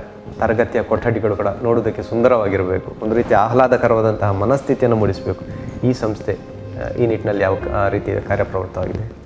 ನಮ್ಮ ಕಾಲೇಜಿನಲ್ಲಿ ಪ್ರತಿಯೊಂದು ಕ್ಲಾಸ್ ರೂಮ್ಗಳು, ಕೊಠಡಿಗಳು ಕೂಡ ಸುಸಜ್ಜಿತವಾಗಿದೆ. ಪ್ರತಿಯೊಂದು ಮಗುವಿಗೂ ಕೂಡ ಈಗ ನಮ್ಗೆ ಗೊತ್ತಿದೆ ಬಿಸಿಲಿನ ತಾಪ ಎಷ್ಟಿದೆ ಅಂತ ಹೇಳಿಕೊಂಡು, ಆದ್ದರಿಂದ ಎಲ್ಲ ಕ್ಲಾಸ್ ರೂಮ್ಗಳು AC ಕ್ಲಾಸ್ ರೂಮ್ಗಳನ್ನು ನಾವು ಪ್ರೊವೈಡ್ ಮಾಡಿದ್ದೇವೆ ಎಲ್ಲ ಮಕ್ಕಳಿಗೆ ಕೂಡ. ಸುಸಜ್ಜಿತವಾದಂತಹ ಲ್ಯಾಬ್ಗಳ ವ್ಯವಸ್ಥೆ ನಮ್ಮಲ್ಲಿದೆ. ಖಾಲಿ ಕ್ಲಾಸ್ ರೂಮ್ ಚೆನ್ನಾಗಿದ್ರೆ ಸಾಕಾಗೋದಿಲ್ಲ, ಲ್ಯಾಬ್ ಹೇಗೆ ಇರಬೇಕು ಅನ್ನೋದು ಕೂಡ ತುಂಬ ಅಗತ್ಯ ಆಗಿರ್ತದೆ. ಸೊ ತುಂಬ ಚೆನ್ನಾಗಿರುವಂತಹ 3 ಲ್ಯಾಬ್ ಕೂಡ, ಫಿಸಿಕ್ಸ್, ಕೆಮಿಸ್ಟ್ರಿ, ಬಯಾಲಜಿ ಲ್ಯಾಬ್ಗಳು ತುಂಬ ಚೆನ್ನಾಗಿದೆ ನಮ್ಮಲ್ಲಿ. ಅದರಿಂದ ಮಕ್ಕಳಿಗೆ ಕಲೀಲಿಕ್ಕೆ ಎಟ್ ಎ ಟೈಮ್ 60 ಮಕ್ಕಳು ಲ್ಯಾಬಲ್ಲಿ ಕುತ್ಕೊಂಡು ಮಾಡ್ಬೋದು, ಅಷ್ಟು ದೊಡ್ಡ ಲ್ಯಾಬನ್ನು ನಮ್ಮಲ್ಲಿ ಪ್ರೊವೈಡ್ ಮಾಡಿದ್ದೇವೆ. ಕ್ಲಾಸ್ ರೂಮ್ನಲ್ಲಿ ಕುತ್ಕೊಳ್ಳುವಂಥ ಸಿಟ್ಟಿಂಗ್ ಫೆಸಿಲಿಟಿ ಕೂಡ ಮಕ್ಕಳಿಗೆ ತುಂಬ ಕನ್ವೀನಿಯೆಂಟ್ ಆಗಿ ಇದೆ ಮಕ್ಕಳಿಗೆ. ಅದರಿಂದ ಲೈಬ್ರರಿ ನಮ್ಮಲ್ಲಿ ನಾನು ಆಗ ಹೇಳಿದಾಗೆ ಮಕ್ಕಳಿಗೆ ಯಾವುದೆಲ್ಲ ಅವಶ್ಯಕತೆ ಇರುವಂಥ ಎಲ್ಲ ಮಟ್ಟದ ಪುಸ್ತಕಗಳನ್ನು ನಾವು ನಮ್ಮ ಲೈಬ್ರರಿಯಲ್ಲಿ ಇಟ್ಟಿದ್ದೇವೆ. ತುಂಬ ಸುಸಜ್ಜಿತವಾಗಿದೆ, ದೊಡ್ಡದಾಗಿದೆ ನಮ್ಮ ಲೈಬ್ರರಿ. ಅದರಿಂದ ಮಕ್ಕಳು ಪುಸ್ತಕಗಳನ್ನು ಕೂತ್ಕೊಂಡು ಓದ್ಬೋದು. ನ್ಯೂಸ್ ಪೇಪರ್ಗಳನ್ನು ನಾವು ಮಕ್ಕಳಿಗೆ ಕೊಡ್ತೇವೆ, ಅದೆಲ್ಲವನ್ನು ನಾವು ಮಕ್ಕಳಿಗೆ ಇದು ಮಾಡ್ತೇವೆ. ಇನ್ನು ಹಾಸ್ಟೆಲಲ್ಲಿರುವಂತಹ ಮಕ್ಕಳು ಇವನ್ನು ಯೂನಿಫಾರ್ಮನ್ನು ಕೂಡ ನಾವು ನಮ್ಮ ಕಾಲೇಜಿಂದ ವಾಶ್ ಆಗಿ ಅವರಿಗೆ ಪ್ರೊವೈಡ್ ಮಾಡುವಂಥದ್ದು. ಓವರ್ ಆಲ್ ಎಲ್ಲ ಫೆಸಿಲಿಟಿಯನ್ನು ಮಕ್ಕಳಿಗೆ ಮನೆಯಲ್ಲಿ ಏನಿರಬೇಕು ಅದೆಲ್ಲವನ್ನು ನಾವು ಕೊಡ್ತಾ ಇದ್ದೇವೆ. ಹಾಸ್ಟೆಲ್ಗೆ ನೋಡಿದರೆ ಕ್ಲಾಸ್ ರೂಮ್ಸ್ಗೆ ಮತ್ತು ಕಾಲೇಜಿಗೆ ಸಂಬಂಧಪಟ್ಟ ಹಾಗೆ ಎಲ್ಲ ರೀತಿಯ ಫೆಸಿಲಿಟಿಯನ್ನು ಒಂದು ಮಗು ಮನೆಯಲ್ಲಿದ್ದರೆ ಒಂದು ಹೇಗಿರಬೇಕು ಅದೆಲ್ಲವನ್ನು ನಾವು ನಮ್ಮ ಕಾಲೇಜಲ್ಲಿ ಅವರಿಗೆ ಕೊಡ್ತಾ ಇದ್ದೇವೆ. ಸರಿ ವೀಕ್ಷಕರೇ, ತಾವು ಕೇಳಿದಿರಿ, ಗಮನಿಸಿದಿರಿ. ಮಂಗಳೂರಿನ ಪ್ರತಿಷ್ಠಿತ ವಿದ್ಯಾಸಂಸ್ಥೆಗಳಲ್ಲಿ ಒಂದಾಗಿರುವಂತಹ ವಿಕಾಸ್ ವಿದ್ಯಾಸಂಸ್ಥೆಯ ಸಮಗ್ರವಾದಂತಹ ಮಾಹಿತಿಯನ್ನು ಕೇಳಿದ್ವಿ. ಖಂಡಿತವಾಗಿಯೂ ವಿದ್ಯಾರ್ಥಿ ಬಯಸುವುದು ಇಂತಹ ಒಂದು ವಾತಾವರಣವನ್ನು, ಕಲಿಕೆಗೆ ಪೂರಕವಾದಂತಹ ಎಲ್ಲ ಅಂಶಗಳು ಎಲ್ಲಿ ಸಿಗ್ತದೆ ಅಲ್ಲಿ ವಿದ್ಯಾರ್ಥಿಯ ಸಂಪೂರ್ಣವಾದಂತಹ, ಸಮಗ್ರವಾದಂತಹ, ಸರ್ವಾಂಗೀಣವಾದಂತಹ ವಿಕಾಸ ಆಗುವುದು ಖಂಡಿತವಾಗಿಯೂ ನಿಸ್ಸಂಶಯ. ಹಾಗಾಗಿ ಎಲ್ಲ ವಿದ್ಯಾರ್ಥಿಗಳಿಗೆ ಮತ್ತೊಮ್ಮೆ ಇದರ ಬಗ್ಗೆ ಮಾಹಿತಿಯನ್ನು ನೀಡುತ್ತಾ ಈ ಕಾರ್ಯಕ್ರಮದಲ್ಲಿ ನಮಗಾಗಿ ಸಮಗ್ರವಾದಂತಹ ಮಾಹಿತಿಯನ್ನು ನೀಡಿರುವಂತಹ ವಿಕಾಸ್ ಕಾಲೇಜಿನ ಡೀನ್ ಆಗಿರುವಂತಹ ಡಾಕ್ಟರ್ ಮಂಜುಳಾ ಎ ರಾವ್ ಇವರಿಗೆ ನಿಮ್ಮೆಲ್ಲರ ಪರವಾಗಿ ಮತ್ತು ನಮ್ಮ ಟಿವಿಯ ಸಮಸ್ತ ವೀಕ್ಷಕ ಬಂಧುಗಳ ಪರವಾಗಿ ಅನಂತ ಕೃತಜ್ಞತೆಗಳು.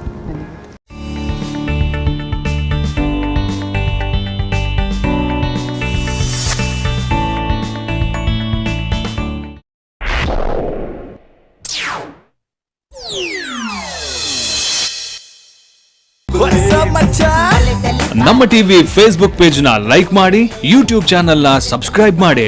ನಮ್ಮ ಎಲ್ಲಾ ಯೂಟ್ಯೂಬ್ ವಿಡಿಯೋ ಅಪ್ಡೇಟ್ಸ್ಗೆ ಬೆಲ್ ಐಕಾನ್ ಕ್ಲಿಕ್ ಮಾಡಿ. ನಮ್ಮ ಟಿವಿ, ಕರಾವಳಿ ಕರ್ನಾಟಕದ ನಾಡಿಮಿಡಿತ.